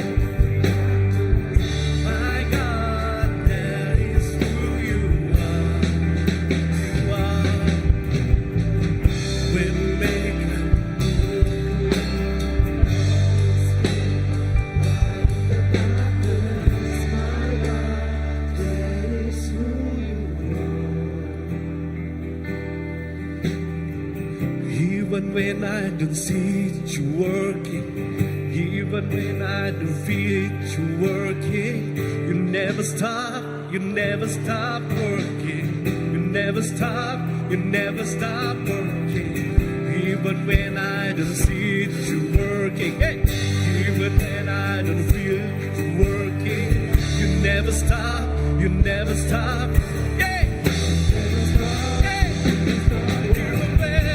Even when I don't see you working, even when I don't see you working, you never stop.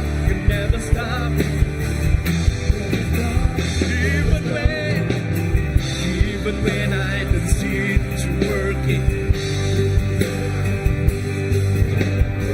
you never stop working. You never come on. Even when I don't see, even when I don't feel you working, you never stop working. Yeah. Even when I see you working, malah kita tidak pernah lelah.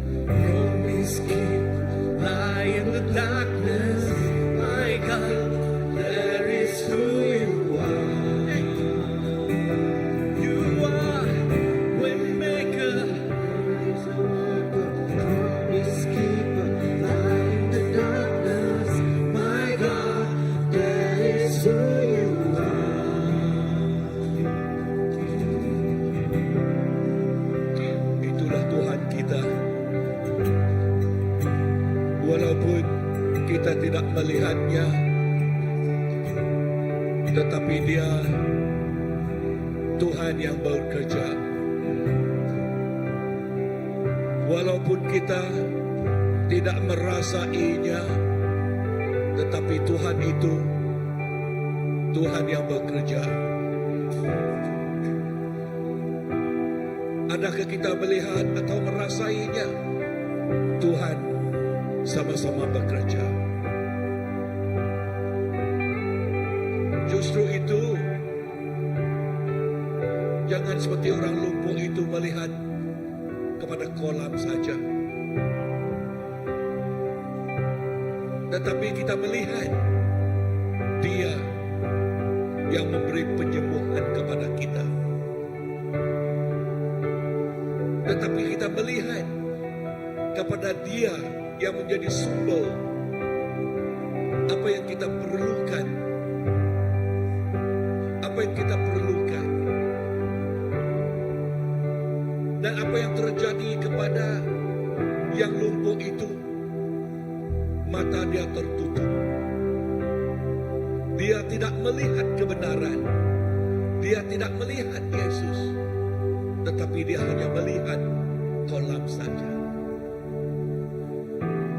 Sebab itu bila Yesus bertanya, adakah kamu mau disembuhkan? Dia katakan, tidak ada orang yang membawa aku ke sana. Tetapi Tuhan kita yang penuh dengan belas kasihan, Tuhan kita yang penuh dengan belas kasihan, seperti Dia mengasihi orang lumpuh tadi. Dia katakan, vertikalmu. Berjalanlah. Berjalanlah. Itulah message Tuhan petang ini. Kita tidak melihat orang, berapa banyak orang. Kita tidak melihat keadaan, macam manakah keadaan itu. Tetapi kita melihat Yesus yang menjadi sumber segalanya. Walaupun satu orang di sana, jikalau kita melihat kepada Yesus, walaupun tidak ada orang, hanya seorang insan saja di sana, jikalau kita melihat kepada dan fokus kepada Yesus, Tuhan kita, He is a miracle working God. Tuhan kita, Tuhan yang memberi keajaiban kepada kita. Justru itu jangan sekali-kali fokus kepada orang. Jangan sekali-kali fokus pada keadaan. Jangan. Jikalau kita fokus kepada orang, iman kita akan diruntuhkan oleh orang. Jikalau kita fokus kepada keadaan, iman kita akan dirubuhkan oleh keadaan. Tetapi kita fokus melihat kepada Yesus yang menjadi sumber segalanya yang kita perlukan. Yang kita perlukan. The only person that we need, the only one that we need is the touch from the Lord. Is the touch from Jesus. Is the touch. Remember that 12 years, these ladies yang bergetah, berdarangan, ya, 12 tahun. You know what she said? If only I can touch him. If only I can just touch his garment. This is what we suppose our faith supposed to have. If only I can touch the garment of Jesus. Jikalau saya boleh menyentuh dengan iman kamu yang melihat kepada Yesus, kamu boleh menyentuh garment Yesus. Kita boleh menyentuh Yesus bahkan petang ini. Amen. Bahkan petang ini. I don't know your situation. I don't know how you feel in your life. Saya tidak tahu situasi kamu, tetapi kamu mengetahui keadaan diri sendiri.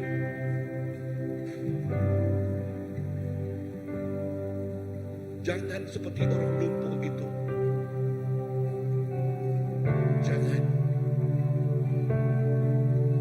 Jikalau kita seperti dia, kita akan lumpuh di dalam iman kita. Alangkah sedihnya jikalau iman kita lumpuh. But the message now to our church, God gave us double grace. Double grace. Just like that 12 years old woman desire to touch his garment, so is our life. So is our desire. Itulah keinginan kita, Tuhan. Dengan imanku saya menyentuh garment Engkau. Yes. Yes. Yesus dengan belas kasihan bercakap kepada yang lumpuh, bangkitlah. Bangkitlah. Tuhan katakan kepada kita, bangkitlah. Bangkitlah. Datang kepada Dia. Datang kepada Dia. Bapa, ini doa kami malam petang ini, Tuhan. Ini doa kami petang ini. Engkau mengetahui setiap insan di sini, Tuhan. Engkau mengetahui setiap kami di sini, Tuhan Yesus. Petang ini, touch our heart. Let we say, inilah kami, Tuhan. Kami mau berjalan dengan Engkau. Bersama-sama dengan Engkau. Bersama-sama dengan Engkau. Terima kasih Bapa. Although we did not see Him, but our Jesus is working. Now, although we cannot feel him, but our Jesus is working now. Now, Ku percaya he's working now. Our Jesus is working now. Kau bekerja mendatangkan kebaikan.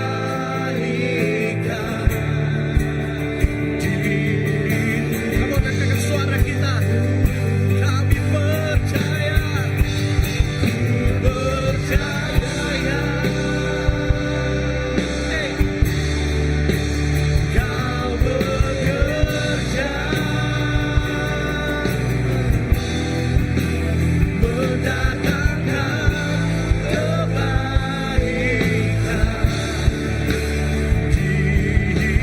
Kami percaya Tuhan. Oh, ku percaya Kau bekerja Yesus. Kau bekerja. Mendatangkan kebaikan. Yes, Lord. Kami di sini percaya Yesus. Ku percaya hanya Engkau Tuhan. Hanya Kau Yesus. Oh, mendatangkan kebaikan.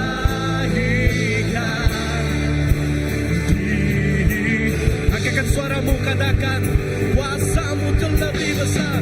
Kuasa-Mu terlebih besar. Yes.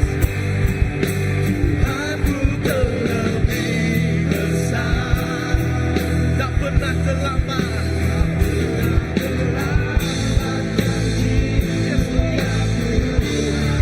Menolong hidupku.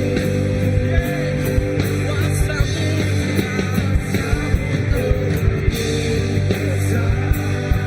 Tuhan kami.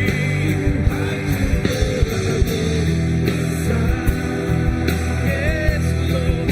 Tak pernah terlambat janji-Mu. Dengan genap hati kita katakan, kami percaya Tuhan, kami percaya. Ku percaya.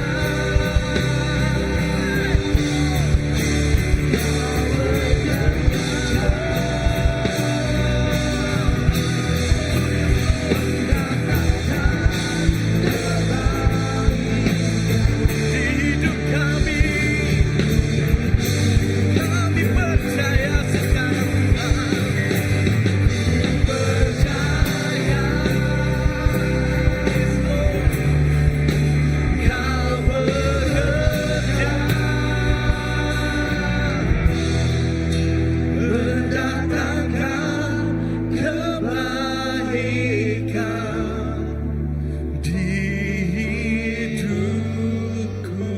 Sekali lagi, ku percaya. Ku percaya. Amin.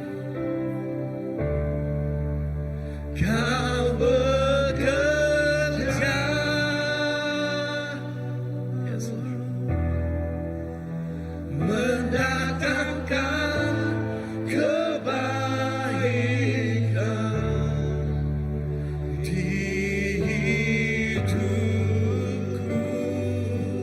Kami percaya. Ku percaya. Yesus. Kau bekerja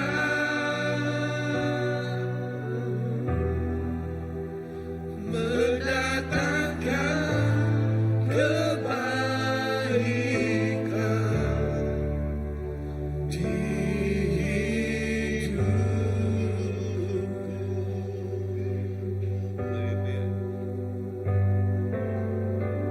Kami percaya Tuhan. Kami penuh percaya Tuhan. Engkau bekerja di dalam kehidupan kami. Engkau terus bekerja di dalam kehidupan kami, Tuhan Yesus.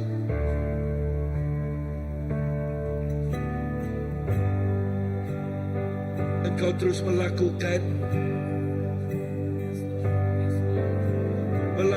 sesuatu di dalam kehidupan kami, Bapa. Sesuai dengan kehendak Engkau. Sesuai dengan janji firman-Mu, Tuhan.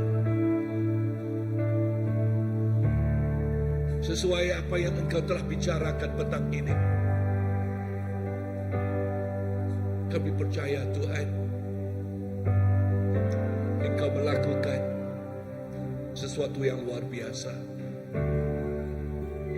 Sesuatu yang luar biasa. Kami fokus dan terus fokus kepada Engkau saja.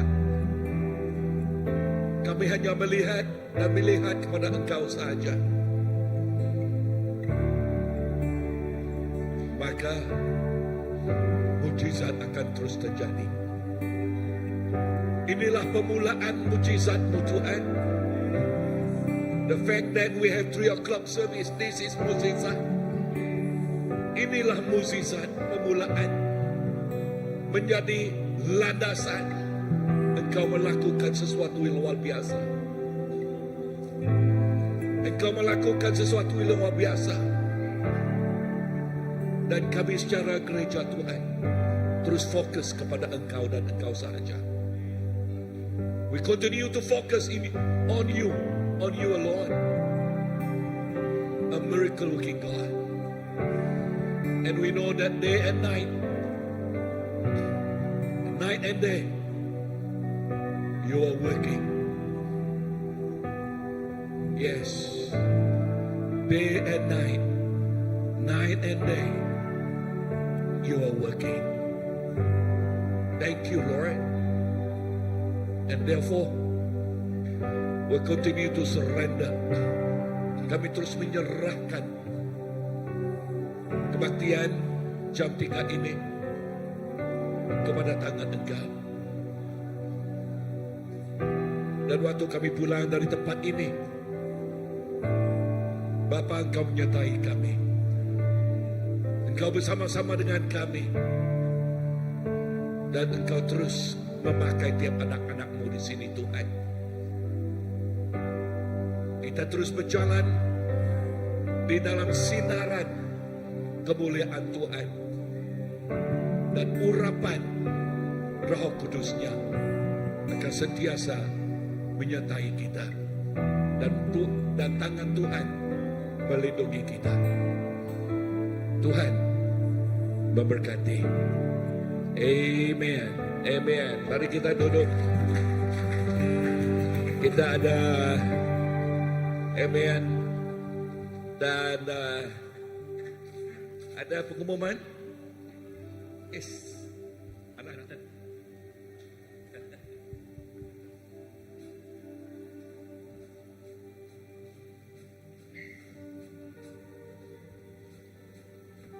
Alright. Terima kasih kepada Pastor Alexis atas khotbah yang telah disampaikan. Semua diberkati. Semua diberkati. Amin. Puji Tuhan. Right. Jadi beberapa notis untuk pagi ini. Jadi pagi pula. Petang. Dah mau malam. Okay, sorry. Jadi seperti biasa pada malam hari Rabu kita ada persekutuan doa. Jadi sangat digalakkan kita semua untuk datang bersama berdoa untuk gereja kita, untuk kota kita, untuk negara kita, dan juga untuk sesama sendiri, ya.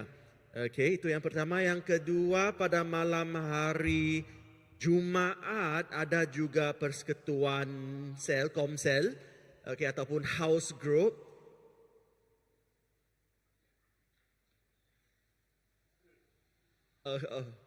Okay, so jadi kalau kita tidak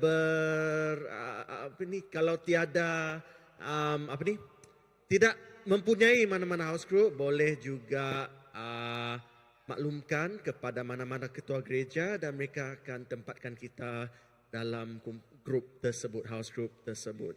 Okey. Alright, now seterusnya satu pengumuman khas. Jadi hujung minggu yang akan datang iaitu semasa cuti Raya Aidilfitri, akan diadakan satu camp khas untuk pemuda-pemudi iaitu Ambassador Camp 2025 yang bertemakan Strong and Courageous. Itu akan berlangsung daripada 30 Mac sehingga 2 hari bulan April. Saya ulang, 30 hari bulan Mac selepas habis ibadah pagi sehinggalah ke 2 hari bulan April dan bertempat di Rabak Sadir Homestay. Jadi kalau kita ingin menghantar anak-anak kita, pemuda-pemudi untuk ikut ke acara camp ini boleh sudah ditutupkan? Belum lagi? Belum tutup lagi kan? Boleh serahkan nama kita kepada serahkan nama anak kita kepada saudara Jeremy Silas aka Boboy. Seterusnya iaitu mengenai Next Gen Mission Conference ataupun konferensi Next Gen Mission yang akan diadakan pada 26 hingga 28 hari bulan Jun bertempat di gereja kita iaitu Christ Baptist Church, khas juga untuk kaum pemuda-pemudi. Jadi amat digalakkan bukan saja pemuda-pemudi tetapi semua yang mempunyai hati untuk kaum pemuda-pemudi untuk datang bersama untuk belajar memimpin, I guess ya. Ini ada kaitan dengan kepimpinan, no? Mission, lebih kepada misi menjangkau anak-anak muda. Jadi sangat digalakkan. Yuran pendaftaran adalah RM100 seorang. Boleh, ada QR code, tak ada di sini tetapi ada di dalam poster yang disebarkan dalam grup announcement Christ Baptist Church. So boleh isi online tersebut ya. Dan seterusnya yang terakhir ada satu lagi pengumuman yang ada kaitan dengan Next Gen Mission Conference iaitu pada 25 hari bulan Mac iaitu lusa malam hari Selasa akan diadakan satu prayer fellowship bagi mendoakan Next Gen Mission Conference kita.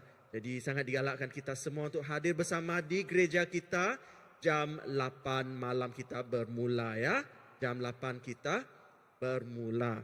Now seterusnya kelas pembaptisan. Ini baru.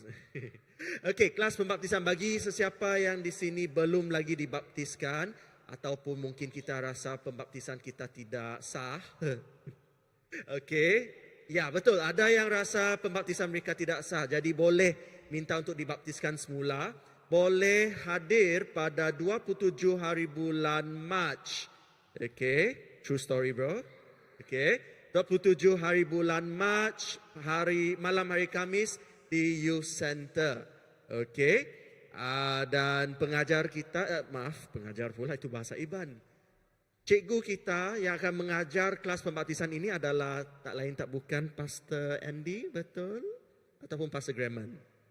Pastor Andy, Pastor Andy akan mengajar sesi kelas pembaptisan bermula pada 27 hari bulan Mac. Dan untuk pengetahuan kita semua juga, hari pembaptisan akan diadakan pada 12 hari bulan Mei, hari Isnin, iaitu cuti umum hari Wisak. Jadi mari kita sebagai sebuah gereja mendoakan calon-calon pembaptisan supaya mereka dikuatkan dari segi iman mereka, supaya mereka selepas mereka melalui kelas pembaptisan ini, selepas mereka dibaptiskan, mereka terus bersemangat untuk Tuhan. Jadi rasanya itu sahaja dari saya. Saya serahkan kepada, selepas Pastor Graman, saya serahkan pada Brother Matthew. Jangan lari dulu Pak. Jikalau kita melihat di depan kerusi kita, di belakang itu tadi kan. Ada stiker-stiker. Cuba lihat apa itu? Okey. Dan stiker itu ialah QR. Okey, jikalau kita mau memberi tithing kita, offering kita, love gift kita, pemberian kasih kita kepada gereja, boleh pakai QR itu. Okey, QR itu ya. Dan jikalau kita katakan, pastor, saya tadi lupa lah mau bawa lah. Okey, sekarang ini saya mau menyumbang kepada gereja. Dan jikalau Pastor Andy katakan saya mau menyumbang 1 million ke sana, boleh juga kan? Wah. Okey, okey. Terus terus kan? Okey. Dan Olivia katakan, oh ya bagus pasal ini, itu, itu, okey, kan, okey, dan boleh pakai QR itu ya, okey, boleh pakai QR itu, okey, digalakkan untuk memakaikan QR ya, boleh ya, okey, dan itu sebab ada stiker-stiker di sana, dan terima kasih kepada Christina dan Y Sulunya, siapa nama Y Sulu ya? Okey, mereka berdua yang buat itu. Okey, dan terima kasih banyak-banyak ya. Dan sebelum kita bersurai, petang ini ada berita yang istimewa. Ada. Okey, ini anak saya, dia sebab dia mau buat home sweet home. Okey, maaf saya tambah lagi kepada maaf. Oh Tuhan, pakailah hidupku. Tiba. Okay, alright. Maaf. Tambahan kepada announcement mengenai QR tu rasanya sesuai untuk saya tambah. Sebab apabila kita scan QR tu, dia tiada tempat untuk isi tujuan reference tu. Jadi mungkin selepas kita scan, kalau sekadar untuk offering, hanya untuk pemberian biasa, rasanya tidak perlu dimaklumkan terlebih awal. Tapi kalau untuk persepuluhan ataupun tithing, boleh screenshot itu dan send kepada Benny, brother Benny Hin. Okay, semua ada nombor telefon dia kan. Okay, hantar ataupun kalau tak pasti mana satu nombor dia, boleh hantar ke dalam grup umum juga keluarga Christ Baptist dengan nyatakan ini adalah untuk tujuan persepuluhan ataupun tithing. Okay, dan rasanya ini yang last kali betul tim visual. Okay, very good. Ini adalah ada acara core group untuk pelayanan kaum wanita ataupun PKW. Yang akan diadakan pada 11 hingga 12 hari bulan April bertempat di Christ Baptist Church. Jadi sesiapa yang merupakan seorang kaum wanita, dijemput hadir ya. Kaum wanita tidak semestinya sudah kahwin. Yang masih single pun boleh ikut juga ya. Okay. Alright, dan saya serahkan mikrofon ini kepada saudara Matthew. Alright, sorry saya ambil masa sekejap ya. Mungkin 20 minit ke setengah jam ke. Alright, okay. Seperti yang mereka cakap tadi, actually today actually a special day for my son, my only son. Tapi sebelum itu, seperti yang di preaching oleh Pastor Alexis tadi, visual crew. Okay. Sebelum saya bermula apa-apa ya. Alright. Saya akan show beberapa gambar. Ini ialah Asia Bagas waktu umur 5 bulan. Dan kalau nampak di tangan dia, actually dia waktu ni admit di Norma spesialis. Dan dia terkena jangkitan virus. Saya lupa nama virus tu. Virus tu susah sebut.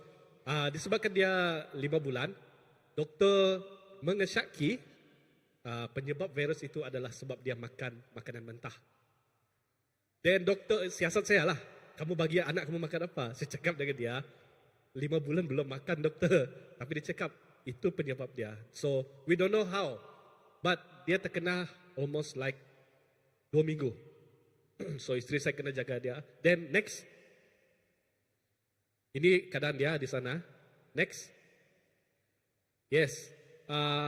Kenapa saya sebutkan ini? Anak kami ini, Asia Bagas ni, saya katakan dia special. Dan setiap tahun, setiap hari kelahiran dia, dia sentiasa mengingatkan kami sekeluarga bahawa Tuhan itu besar. Dan Tuhan punya kuasa mukjizat yang sangat besar. Kenapa? Yang berlaku adalah bukan waktu ini. Actually kami tak jumpa gambar itu. Tapi ini adalah one of penyebab dia lah. Then next. Saya rasa ada bunyi kok.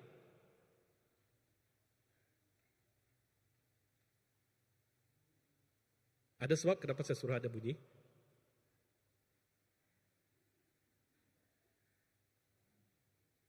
Ya.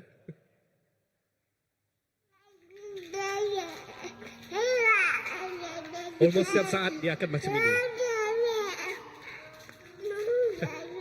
Kenapa? Sebab dia sentiasa dalam keadaan kesakitan. Kalau tengok tangan dia, 5 bulan, dia sebab di sini adalah untuk ubat, air dan ambil darah. Almost every day dia akan mengeran kesakitan dan dia tidak dapat menyusu. Sebab setiap kali dia menyusu, dia akan muntah. Setiap kali dia menyusu, dia akan muntah. Sampai, saya tak tahu kenapa, actually setiap nurse di sana, dia tahu keadaan Asia macam mana. So mereka, setiap kali muntah kami akan panggil nurse. Okay, nurse akan tukar cadar. Kecuali satu kali, saya tak tahu kenapa nurse tu, mungkin dia salah seorang yang tidak pernah jaga Asia. Dan Asia muntah, saya panggil nurse. Sebab di rumah kita boleh suka hati panggil lah. So, biar klien mah, saya panggil dan dia datang, dia marah kami. Ini mesti sebab kamu orang bagi susu kan dia muntah. Dan saya macam tercengang.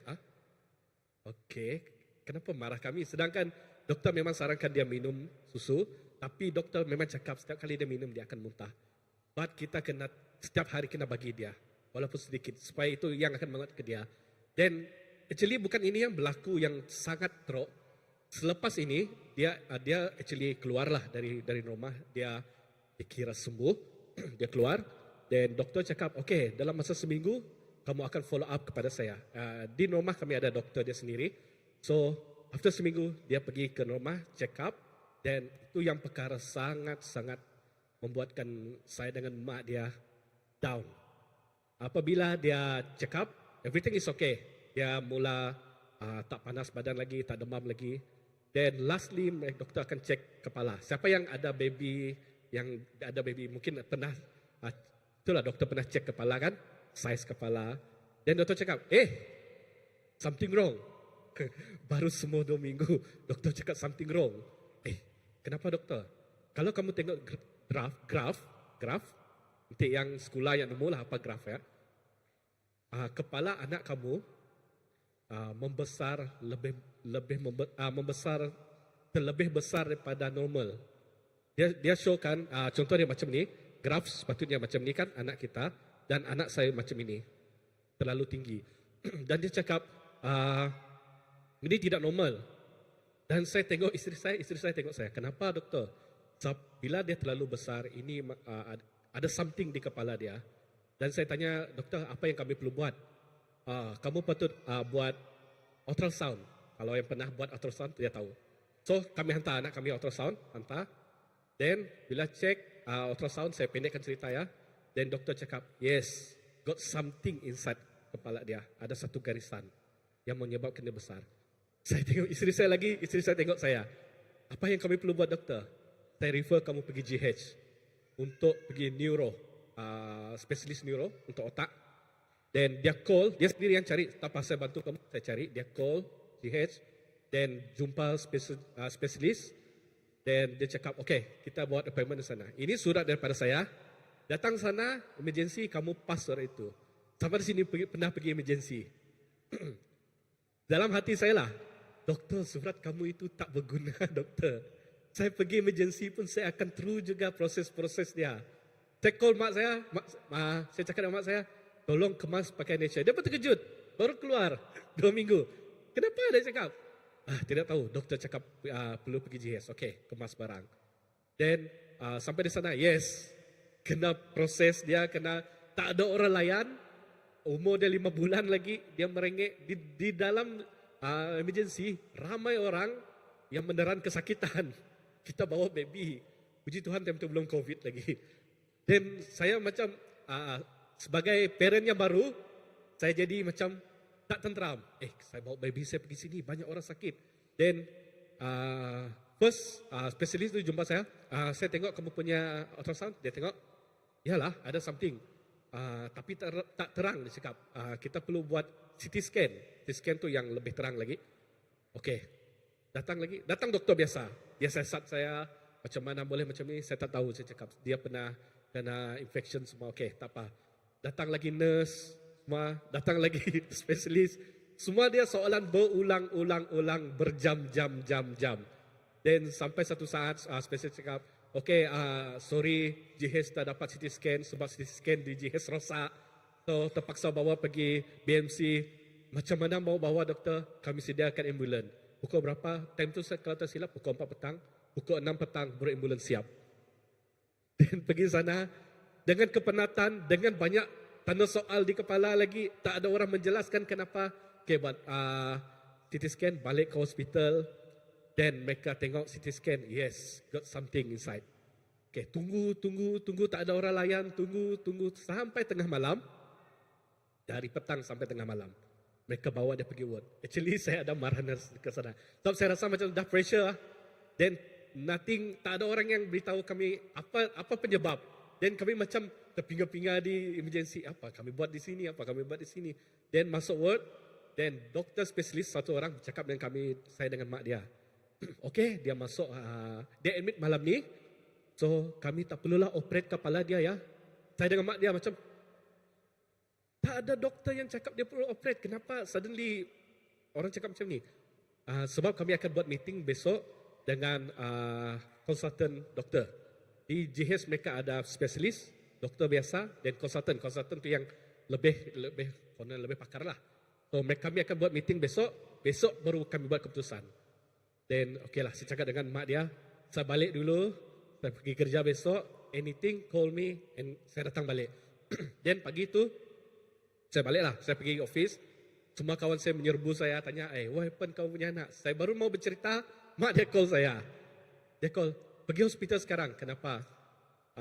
Ketua doktor spesialis, mereka punya bos, bagi tahu dengan isteri saya, kepala dia perlu dioperate pagi itu. Emergency. Dan puji Tuhan, segalanya sudah Tuhan atur dan susun dengan baik sekali. My kid Asia dekat saya. So, isteri saya cakap, my kid tak ada dekat saya. My kid dekat suami saya. Dan saya tak mau sign. Saya mau suami saya yang sign kebenaran. Dan disebab itu mereka tunggu saya. So, saya on the way pergi hospital dengan tanda soal lagi. Kenapa Tuhan? Kenapa ini? Dan saya call Jorim. I think message or call. Saya lupa. Dengan nangis-nangis lagi saya call dia. Jorim, tolong beritahu bapak kamu. Sebab we don't know what happened. Then suddenly perlu operate. Then before that saya pernah tanya dekat doktor rumah. Kalau kalau kepala dia jadi macam ni, what happened dengan dia bila dia dah besar? Saya cakap, doktor cakap, kalau kamu tidak ubat dia akan lumpuh. Pembesaran dia tidak akan berlaku dengan normal. Dia tidak dapat berjalan, dia tidak akan dapat bercakap, dia tidak akan seperti budak biasa. As a parent, kita memang totally down. Dan waktu dekat GH lagi, orang cakap mau operate, memang totally saya macam, Tuhan apa ini Tuhan? Saya tidak tahu apa mau buat. Dan saya pergi GH, jadi saya cakap dengan nurse, okay, suami saya sudah sampai, cakap dengan doktor, okay, dan tunggu. Untuk tenangkan hati saya nyanyi lagu rohani dengan Asia. Dan actually this is from my wife side ya. Dalam keadaan itu, dia berdoa. Ini dari dia. Dia cakap, Tuhan, tolong bantu kami Tuhan, hantar satu orang untuk lindungi Asia. Something like that lah. Something like that. Dan what happened selepas itu, doktor spesialis yang Normah yang refer tu, dia datang dengan doktor konsultan. Mereka akan cek setiap pesakit. sesuai nampaklah dia cek pergi ada budak di sana. Dan untuk pengetahuan semua, ward yang dia tidur itu, yang Asia tidur itu di GH, kalau semua pernah tengok baby yang kepala besar, yang sentiasa minta bantuan duit, dan Asia adalah seorang orang yang baring di sana. Dan ada satu orang sepihak kita, pakcik lah. Dia selalu pergi kepada katil kami. Even my mom also don't like him. Dia selalu ada ketok. Anak kamu kah? Ya. Bakit? Macam ni lah cucu saya. Besar macam ni kepala dia. Terus, kamu tengok cucu saya sudah besar kepala dia. Kami pun tak tahu punca. As a parent, kita dengar itu rasa macam, kenapa dia cakap macam ni? Belum tahu lagi penyakit. Dan sentiasa dia pergi sana, dia cakap macam tu. Sampai mak saya macam, ngai aku ngelayan itu my mom. Even pergi cakap dengan saya punya mak mentua. Dia pergi cakap sana. Hari pergi limpah sana. Memang macam ni lah. Then what happened, selepas saya cakap ada konsultan tu, dia pergi cek satu. Then doktor spesialis tu pergi, jom pergi sini. Dia cakap, okay, pergi sana. Then what happened? Dia cakap, inilah budak yang saya cakap tu. Dia explain dengan doktor. Tengok. Then doktor konsultan tu cakap macam ni. Something like this. Saya masih ingat lagi. Saya sudah cakap dengan semua kamu orang. Cakap, jangan sentuh budak ini. Sebab setiap kali kamu sentuh dia, saya sudah baca history dia. Cakap misalnya saya sudah baca history dia. Saya tahu dia sudah kena virus 2 minggu. Yes, betul saya cakap. This is my theory, dia cakap. Setiap kali badan kita kena infection, otak kita akan mengeluarkan satu cecair untuk protect our brain. Dan kalau teori saya betul, dalam masa berapa minggu dia akan hilang. Dia akan mengecil. Dan kalau kamu orang operate dia, buat satu lubang sini, then nothing inside there, kamu akan membenarkan virus, kuman masuk ke dalam dan dia akan menjadi lebih teruk. Dan dia tanya, konsultan tu tanya, spesialis tu tanya, doktor konsultan, so apa kita perlu buat? Jangan pegang dia. Biarkan dia pergi. Suruh dia balik. Saya dengan cepat ambil beg Asia, kemas barang, tak cakap-cakap dengan doktor lagi, kemas barang. Saya cakap, apa kita buat? Balik. Dan ingat tidak doa isteri saya tadi? Panggil satu orang untuk bantu kami. That is what happened to Asia. Dan kami rasakan sesuatu mukjizat yang I don't know how to say. That is our special. Asia, let's come. Where's my wife? Asia, come. Dan inilah yang doktor cakap tidak dapat berjalan waktu besar. Tidak dapat. What's your name? Asia what? Bagas Tunji. Okay. Nama dia Asia bermaksud joy. Bagas di dalam iman maksud dia rajin lah. So untuk bujang Bagas kami. So what happened is setiap kali ia birthday, ia mengingatkan kami perjanjian Tuhan bahwa Tuhan nak kalang lepaskan kita, ya men. Okay, actually we got surprise untuk ya. Yang ada mau actually yang kami akan beli cake dan sambut birthday ya. But itu actually today memang birthday ya. It's today right? Ya. Yeah. So itu adalah birthday ya ke-6. Dan nama ngasuh hatiku sentiasa rasa gagal, laban. Time doktor madahya ia nak ulih berjakuk, ia nak ulih berjalai, ia nak ulih ngagak senormal nembiak lain. Maya ya batadika. Sentiasa boleh yang terbaik. So doktor cikgu sentiasa muji ya. Yang madahit nembiak tu special ya madah. Sentiasa mendapat top dalam kelas. So aku puji Tuhan. Right. I think I need to pass to you. Who? Pastor? Right.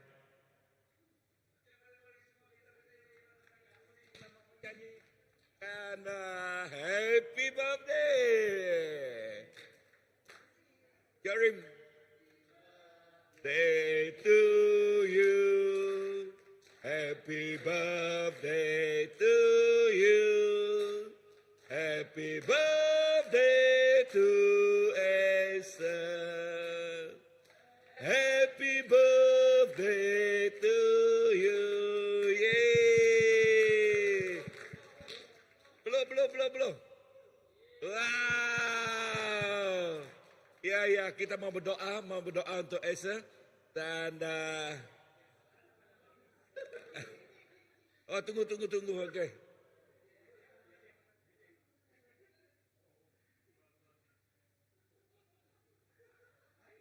Wah.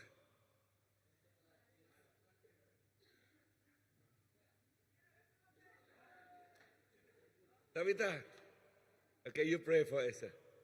I know you love Esa. Right, let's pray for Asher. Father, I want to thank you for Asher. I want to thank you for this beautiful life that you have given to us that we can cherish and we can take care of. And Father, we love this kid so much, and we know you love him too. You love him even more than we do. So we ask that you continue to bless Asher, give him strength, give him wisdom, give him everything that he needs, everything in school, the favor with teachers, favor with friends, good friends in school too, and that you bless his studies and everything that he does. Love you, Lord, and just continue to pour blessings upon you and Esther and the girls too as well. We thank you, Jesus. Thank you for your love. In your name we pray. Amen. Amen. Amen. Shelly, we have a cake, just a little bit here. Yeah.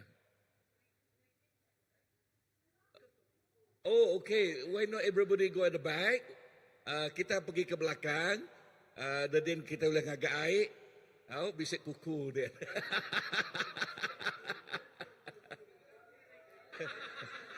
Okay, dia tu kasi Jeremy ngagak ke kita. Okay, Jeremy. Now Jeremy lah. Jeremy. Hey, to Jeremy. Come on, to Jeremy. Jonathan, go with them, then. Go with them. Yeah. Yeah. Okay, kita bisa kek di belakang dan belakang lah. Pelabak aku mana belakang lah.